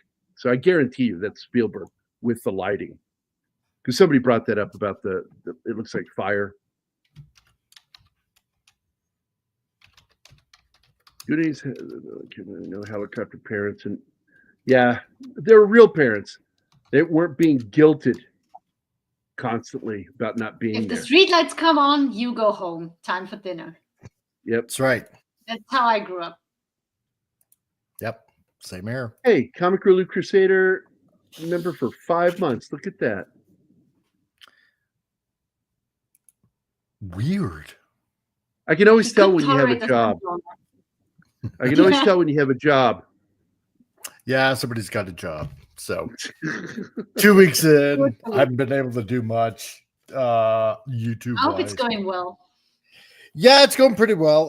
Training to be an arborist. It's pretty interesting. It's been pretty hot in Calgary though. So, but I still got the movie matinee thing going on, which was this afternoon. And Yeah, you did Caligari's The Cabinet of Dr. Caligari. Caligari. Yeah. Yeah. So Classic film. oh, Very lovely. nightmarish. Very surreal nightmarish. Well, and it's that German expressionist film, horror Yeah. film. Yeah. Murnau at his peak. Mm-hmm. So if you want to catch that, check it out. It's up and And running. just so people know, F.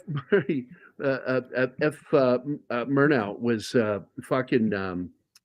He was a weird fucking dude. He was gay, but Yeah. he was weird. It's gay didn't make him weird. He was just fucking weird. And one of his closest friends who worked with him on Nosferatu and other films was a Satanist, Yeah. openly devil worshiper. Weird shit. And that's where some of the satanic, demonic shit came from with the original Nosferatu that they had Mhm. to kind of curb down a little bit. Yeah. But with the latest version of Nosferatu, he brought it back Yeah. into the story. Because it's Because not just loosely based on Dracula. There are other elements there that are also closely related to the other film you plan to do, which is, or have you already done it? The one with the clay man that you put the scroll in his mouth. Oh, Gollum. The Gollum. Yeah, Gollum. So, which is actually the third movie in the series, because the first one was done in 1915, and then there was a sequel that is lost to time. Like, there's no copies of it everywhere. So the one that is the most popular is actually the third in the series. So, and it's quite good, quite good. But that's interesting with curfew. Thanks, 11 Alpha. Thanks. And I don't want to that's interrupt from the times you, but when I they have had candles. I want to point out that the interesting thing about the Golem is it comes from mid-European Hebrew folklore. Yep, Jewish folklore.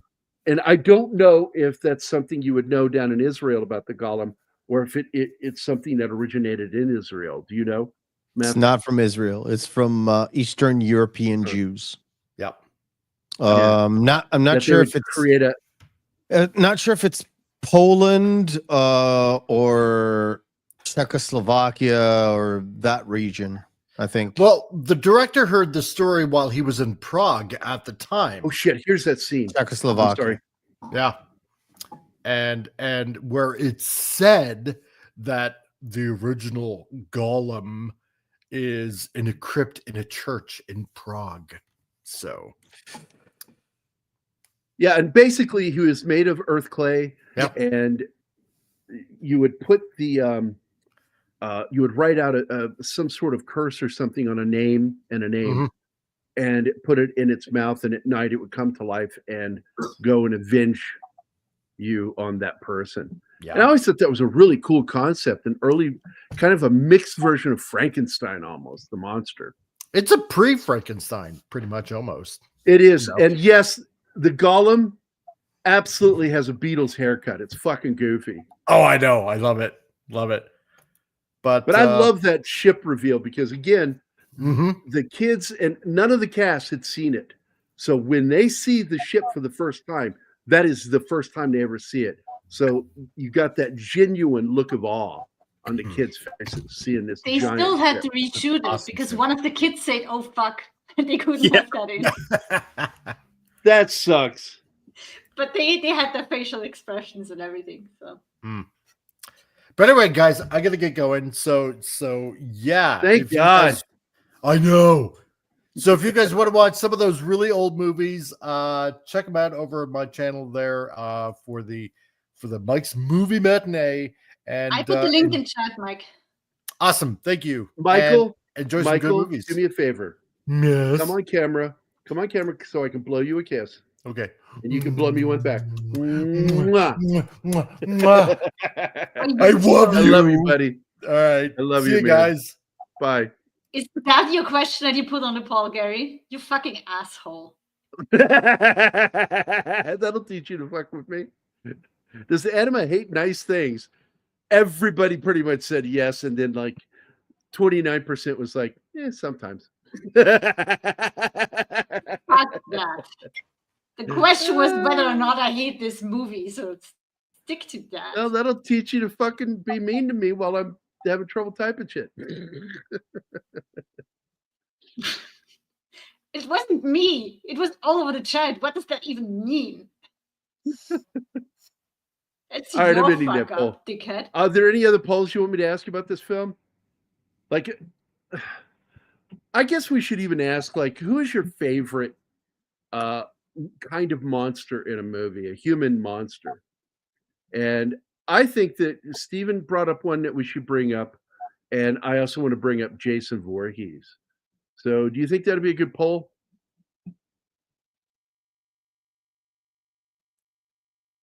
Nobody? Oh, okay. Is Tor Johnson going to be in there? No, it's a bad poll. I don't care. I hate you now. So do what the fuck you want. Oh. Why do you hate Steven? No, I hate Gary. Gary. Oh, I know. For fucking with me in front of over 60 people. Well. Anyway, putting fucking aside, hi, One-Eyed Willie. And remember, this is his. Don't touch his. You can take everything else, not this one.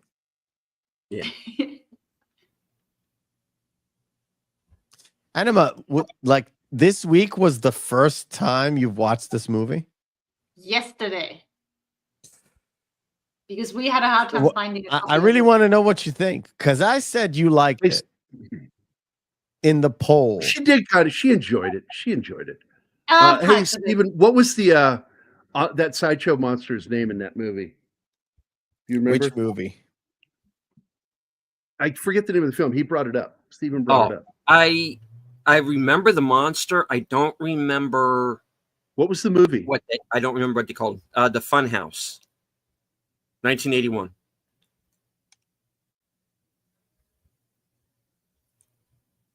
Can you guys think of another monster like that? No. Do you have Hannibal Lecter? Oh, Staines brought that one up. Oh, I got it. no, I he's got not it, the Gary. film. Don't worry. Don't worry. I got you covered. Oh, I need to move you there. No. Too many screens. Yeah, I only have one, and God, do I wish I had another one. Let's see.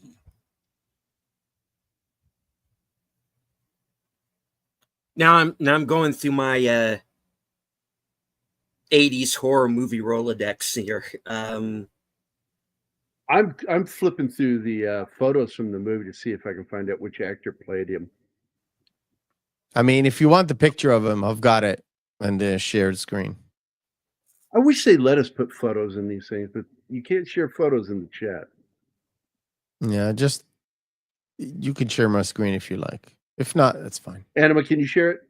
I'm looking for. Sure. I really enjoyed that movie. I liked those kinds of movies back around 1980, Stephen. There you go. Like, Yeah. Silent There you Scream was one of my other favorites from right around 1980.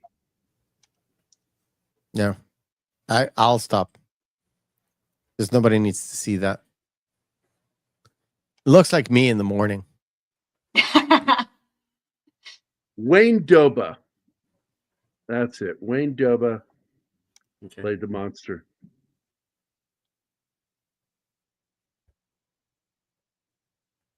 Oh, not all of the ship was trashed, like we mentioned earlier. They were able to reuse some of it for the Pirates of the Caribbean ship. That's nice. And apparently he didn't have a name. That's weird.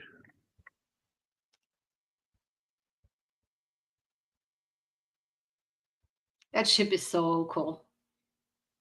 It sucks that it just sails away into the sunset because they would have sent Coast Guard after that thing.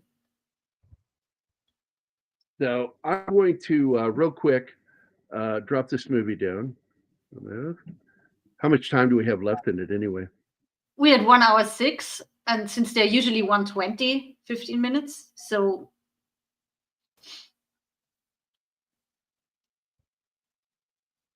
I'll share this screen real quick. So this is the Funhouse monster. Let me go back one. That's the Funhouse monster. And I thought that was really cool, Steve. That was a really good one. And then you got Jason Voorhees in the Friday the 13th movies. Everybody remembers him. He was in the second film, right?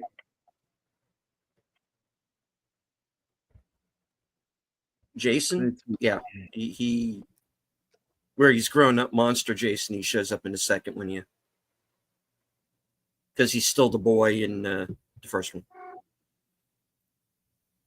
Yeah, you see him at the end. Yeah. What? He just told me that it didn't understand Friday the 13th part 2. I guess I didn't put part 2. It's saying I misspelled Friday. You do misspell things sometimes. I do, but I'm like, that is not misspelled. There it was. I just saw it there. So let's see if we can get some makeup on this one with Jason. Did they show his face or not? Because I know he had the hood on. In the second one? No. Yeah. So you didn't see his face until the third one. No. It was pretty fucked up.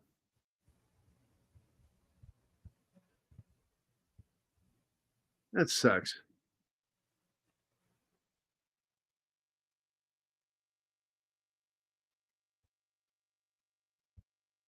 And part 3 was in 3D. I went to see that in the theater. Got to see that eyeball come right at me.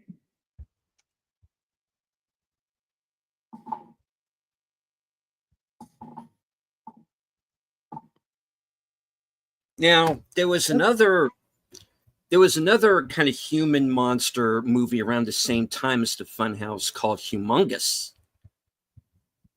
Oh, from, in 1982. Mad Max, the Road Warrior. No. Yeah. There was no, not Humongous. Well, we can use Humongous, but there was a horror movie called Humongous in 1982. I don't remember that. That has like a human monster in it as well. But I've only found like on IMDb like only one picture of it, and that's when it's on fire at the end, so you can't see its face too well, or his face too well, I should say.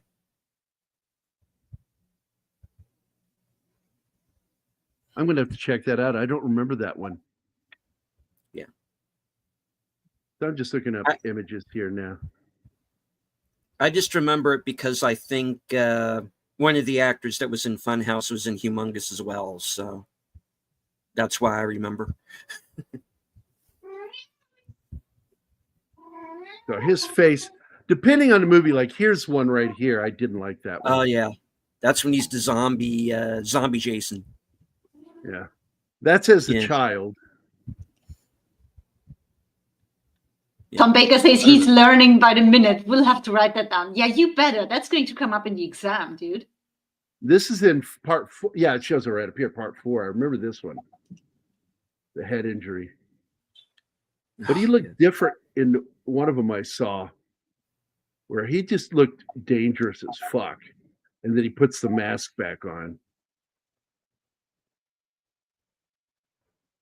Oh, is that 3 you're thinking of at the end when he takes the mask off? Yeah. Okay. He just looks insane. Yeah.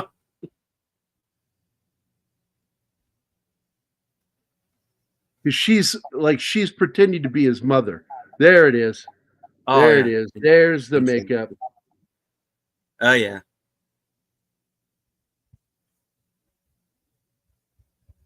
Yeah, she tricks him. The girl does. She tricks him into thinking that she's his mom. And that's how she gets him or gets away. Sort of until the next movie, then she dies, as I recall. Man, it's been a long time. I need to go back and watch that series. I didn't watch the first Friday the 13th until I was already in my 20s. And I finally sat down and watched it because my dad wouldn't let me go see it. So home video became such a thing in the 80s, and I finally sat down and watched it. And I'm like, that's a real murder mystery. It's an Agatha Christie murder mystery. Yeah. Right? Yeah. Because people are dropping off left and right, and they don't know who the killer is. And it's poor little Mrs. Voorhees killing all the people that reminded her of the nasty, naughty little kids that caused her son to drown.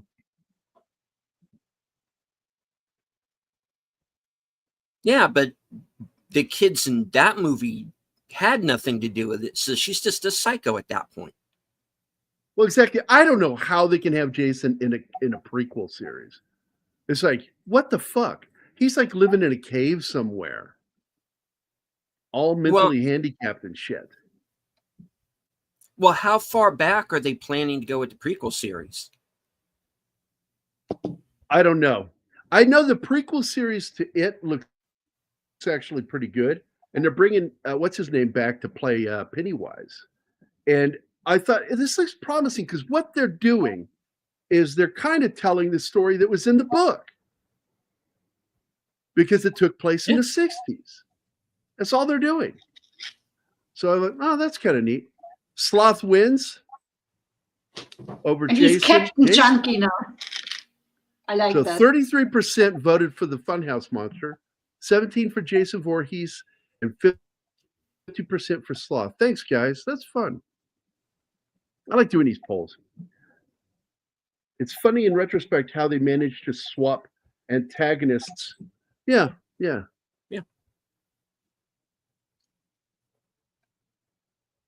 Because after Jason a ended while, up being a little bit like. Oh, go ahead. Go ahead. no, I was just going to say because after a while, they the other characters were no longer really interesting. It's kind of like every monster movie. The human characters aren't interesting. The monster is the one that becomes the more interesting. And they went from characters that you don't want to see die because they don't really deserve this to they're just like these cardboard cutouts in a shooting gallery to get knocked down. And that's how Jason became popular. I also think that Jason kind of became that thing about rude, obnoxious, annoying, sex-crazed teenagers. Yeah. And it seemed like if you were a Vestal virgin, you had a chance of surviving. That's what I liked about In a Violent Nature.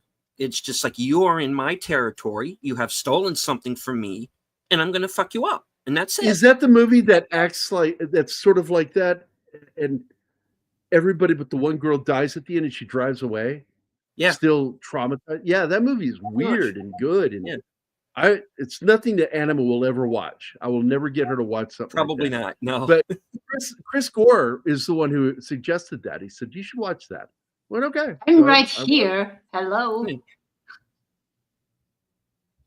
When Anima gets back from her break, we should, talk about something nice, not scary. Fuck you. Guys, my eyes are shutting down. So You I'm couldn't gonna even go make to a bed. half hour, you pussy. I'm pussying out. Yeah, have a nice birthday, I Mephisto. have to go to bed. I was expecting to be like alive and well at around 2 a.m. No, I'm an old man. I've actually have not been sleeping well in the past couple of days, so I'm going to get some go rest, and buddy. I'm going to go and rest because I have a very restful day tomorrow as well. All Oh, right. by the way, if you didn't know, Martin's mother died yesterday. So okay. if you get a chance, maybe shoot him a message. He's in the chat. Martin, I feel your loss, man. See you later. Bye, everybody. I love you too. Love you too. Take care. Happy birthday. Take care. Okay. All right. New poll Oh. is up.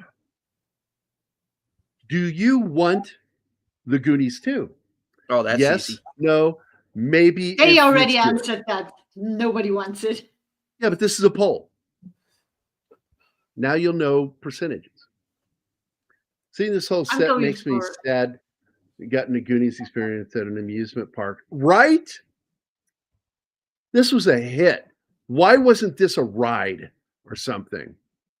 I'm surprised it wasn't. Well, that's what I'm saying. It makes no sense that that prop ship wasn't moved to Universal's backlot. Was this Universal or Warner? I forget. Universal, wasn't it? Lindsay, hey girl, what's up? Long time no see. It's good Hi, seeing Lindsay. you. Absolutely. Tom and I've talked about this. Tom went to war with fucking Chris Gore over this shit. Not Chris Gore, Robert Meyer Burnett over this. Make sure to vote. I want your every vote counts. I say that like it really means something here, but I am curious what everybody thinks. I'd like to see you guys vote. My stance is I don't want it, but if they manage somehow to make something that doesn't suck, I will go see it as long as all the original actors that are still alive are in it. The reason why, Lady V, and I think all of us have we're gotten a little gun shy with Hollywood, with all the woke crap and ruining things that we love. Kathleen Kennedy, one of the worst offenders. By the way, that cop right there, that's Richard Donner, the one on the far right. Did you guys catch that? I'll take it back. Oh, there he is. Yeah. Richard Donner is one of the cops. And by the way, Plimpton, she was awesome on that show, Raising Hope. If anybody's ever seen that series, I love that series.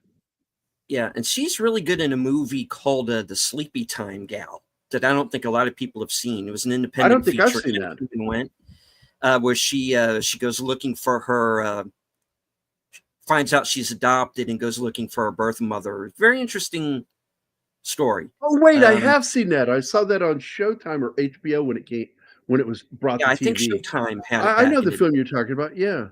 Yeah. By the way, this is his dad. Yeah. This is Data's dad. And he's an inventor. I love that. Yeah, only his inventions don't work. Like the camera that fucks up the film. It is really close to a masterpiece, Gambit. I have to agree. I had a crush on her, Lindsay, back in the 80s. It's like, even though she looks like a boy there, she is really cute, despite looking like a boy in this shot. And I got mad. I got so jealous when Corey Haim was flirting with her in a movie. Just kidding. I don't give a shit. But Martha Plimpton is just a really good actor. She's so likable. And in the end, Josh gets the girl, the cheerleader, but she still kind of likes his little brother because he kisses good. I mean, she commented on that and said, hey, he's got a chance with her later if they break up. And Sloth. I fucking love Sloth in this movie. He and Chunk are, in my opinion, the single best thing in this movie. And Chunk has a brother now, the one he always wanted. They always wanted. Because they all go to jail, so he needs to find a new place to live, and Chunk just adopts him as his brother. Oh, we have another breach. He's the second cop on the right. Oh, well, gee, I get to play that video again. Unless you want to do it. No, I'll do it. Go ahead. You do it. Yeah. And you were in absolutely the deepest. Shit, Ma. I don't like that language, but that's exactly what you're going to be in. And you, Jada, use the back door from now on, okay? I can love that.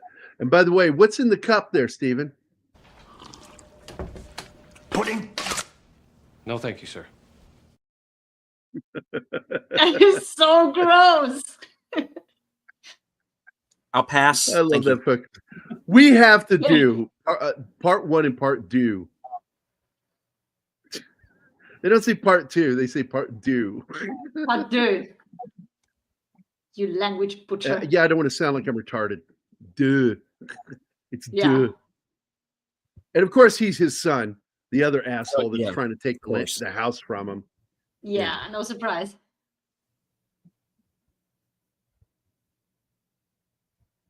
Feel the fiery wrath of Samwise Gamgee. Look, man, I loved him until he opened his mouth about politics. It's like, shut the fuck up, dude. Yeah.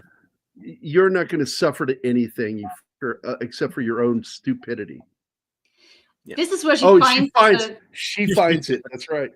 And originally, she found them in the laundry room in the house, and then they decided to show the ship sailing off in the sunset. What needs to be here? Yeah, it needs to be in one scene, all of it.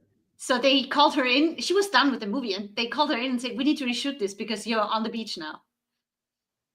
She's saving the day. Yeah. Hey, is Outlaw Bill here? He is. Well, I Stephen saw was a great help with putting Lady the V names in there. said So something. Is Outlaw Bill here? yeah, they There talked he about is. him, Yes, him Outlaw doing Bill's a here. karaoke show. What's up, man? Oh. I am a somebody, or am I invisible? Yeah. So yeah, fuck the Goonies 2. If there are going to be new kids taking over the original, well, they're adults now. So I always wanted to see it. A lot of fans wanted to see it Well, back in the late 90s going into the 2000s because then it's the next generation and yeah, so they now get it to would get, have to be grandkids. but I got to tell you, Mike had a great point. I think it was Mike. It was either him or Steven. One of you two had a great point that kids tend to like hanging out with grandparents. So that might be able to work. So they're now grandparents. They're old And enough too. I think that would be neat. If they handled it with some love and care, I'd fucking go see it. But if they don't, if it's just a cash grab, if it's woke and all about girl power, I'm fucking just not gonna watch it. Girl power. If they make it a good story and remember what made the original work, like they did with Top Gun Maverick, yeah, I could see it working. But how many writers in Hollywood right now are going to be able to pull that off? I don't know. I got to tell you, I'm torn by that too, Reed, because I loved Matuzak. I was a big Matuzak fan. I mean, I don't like the Oakland Raiders, but I fucking watched them play because there were two guys who played for that team that I loved, and Matuzak was one of them. That's the other thing too. I mean, is that who do you get to play Sloth? I mean, and you have to have him in there. Or you need a really good story to write him out and not have him there. Yeah. Because I mean, with Mama Fratelli, that's easy. You can't just say, okay, she died, But I don't know. I'm not down with these legacy sequels just for the sake of doing one. They did exactly what we were afraid of. They took the wrong You have to do lesson. it for all the right reasons. Yeah. If you're going to do it, it has to be for the right reasons. And not just do it for the cash grab. And I agree with you because that's exactly what you're talking about. Yeah.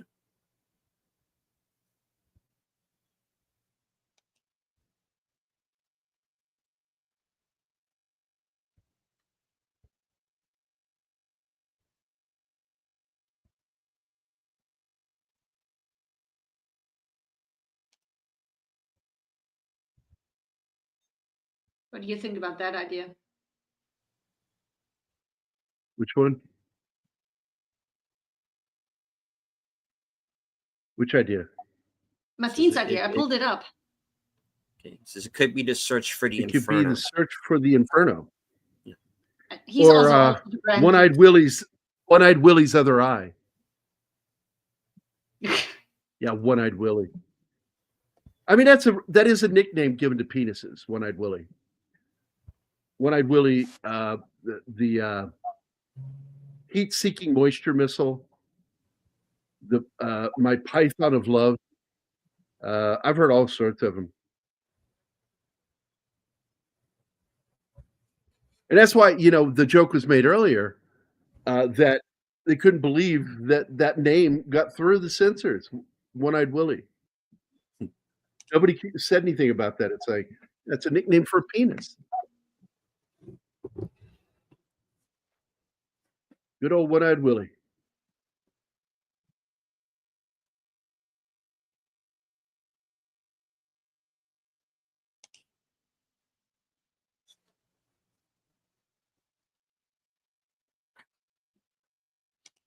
Yeah, we said that earlier because people weren't afraid of words or being offended by every little shit. So.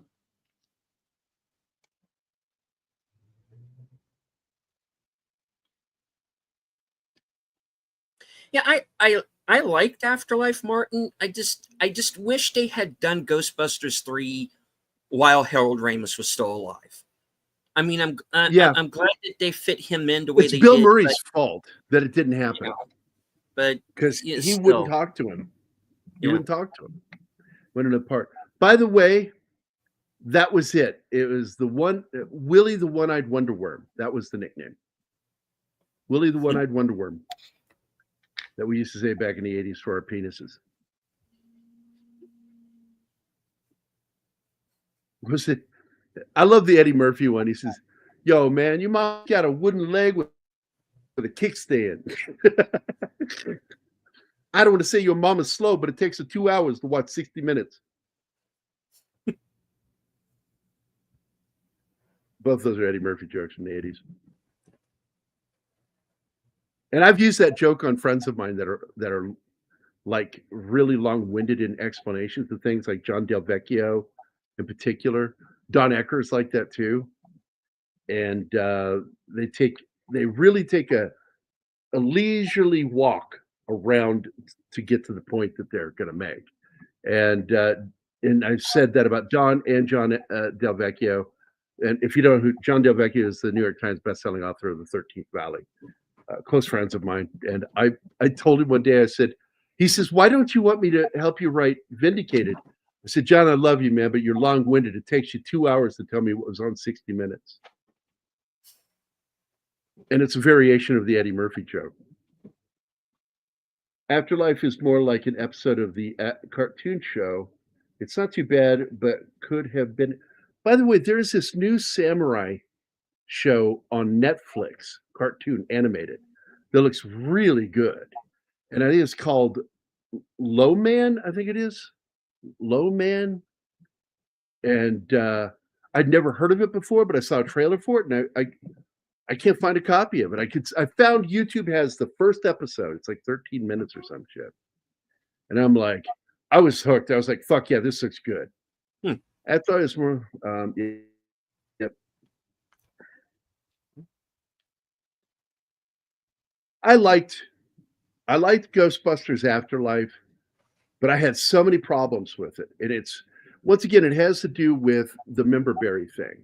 It's like if I start feeling you're throwing too much at me, I have a problem with it. I'm like, slow that funnel down. Hey, run around like you did earlier, deleted. Sorry, I keep. Mm. Sorry.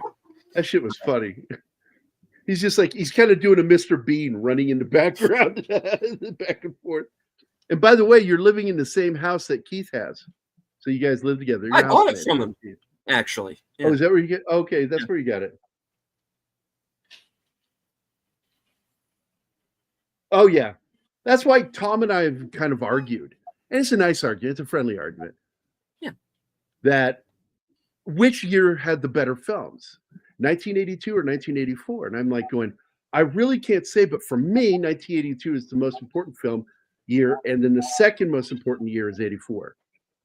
Because, man, the impact that those 2 years had. And I was an adult, and it still had a massive impact on me. Ghostbusters, all of that shit. You know, yeah, we are going to do John Carter. I've already got the show up.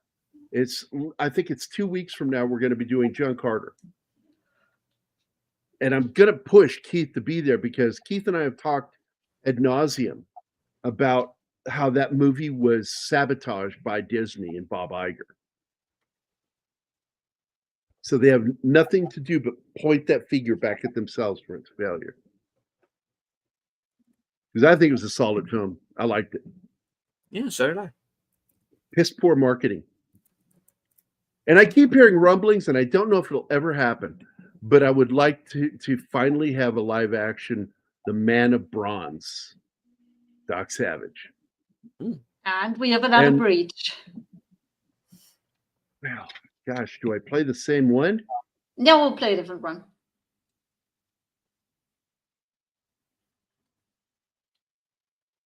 Looking for what? Oh, too bad Steven's not here. I play this for him. Listen, fuckwad, so you can shut the fuck up, okay? There you I don't see. Where are the breaches? There we go. I found it. Ooh, Starman.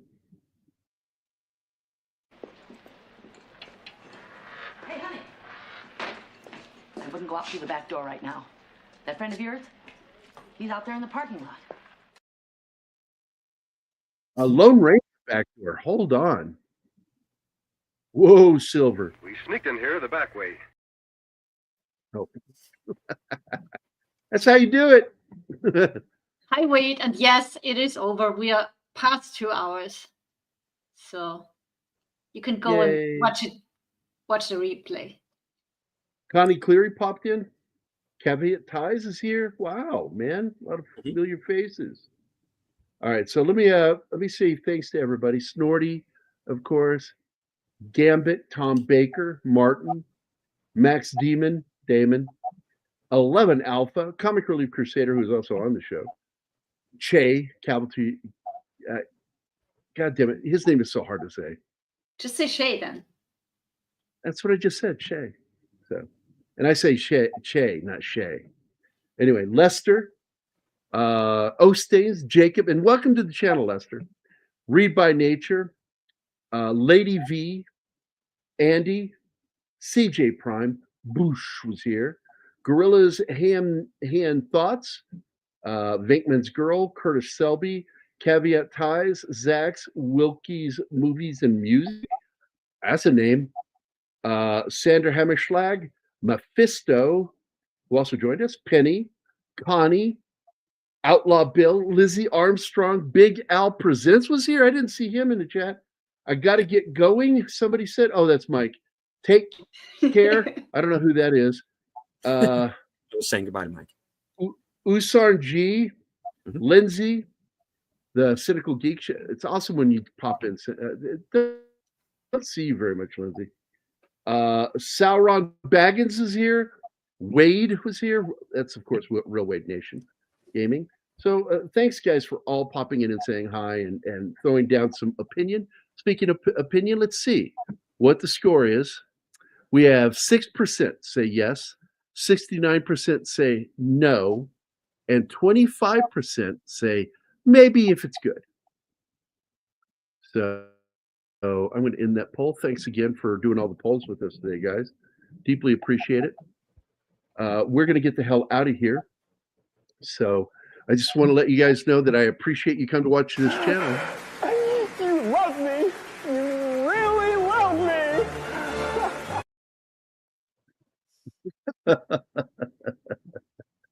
I always like Peter Green in the background with the hair. Just makes look good. Yeah, he's like sitting there like, I'm on camera. Try to look your best.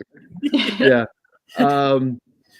Thanks for being here, guys. We deeply appreciate it. And thanks for all the chat. God, great. It's always the best. And Awesome. I want to thank Stephen for being here, Mephisto and Mike for dropping by. Thanks, guys. We appreciate it. And this is a great film. I hope you get a chance to see it if you haven't seen it. And those of you that did see it, I hope you agreed with the love, because we love this movie, except for Anima. I don't. Kind of was like, No, okay with I don't hate okay. it. I don't hate it, but She was I don't okay love with it it. I either. just said it. Just say it. You're okay with it. I'm okay with it. The You know, story is If, okay. if she had to choose between Poke in the Eye and watching that movie, she would pick the movie. So there you go. Shut up. It's all Shut that up. matters. So everybody, get out of here. We love you. Have a great day, and we'll see you again on See you Monday. on Monday. Bye, guys. Everybody.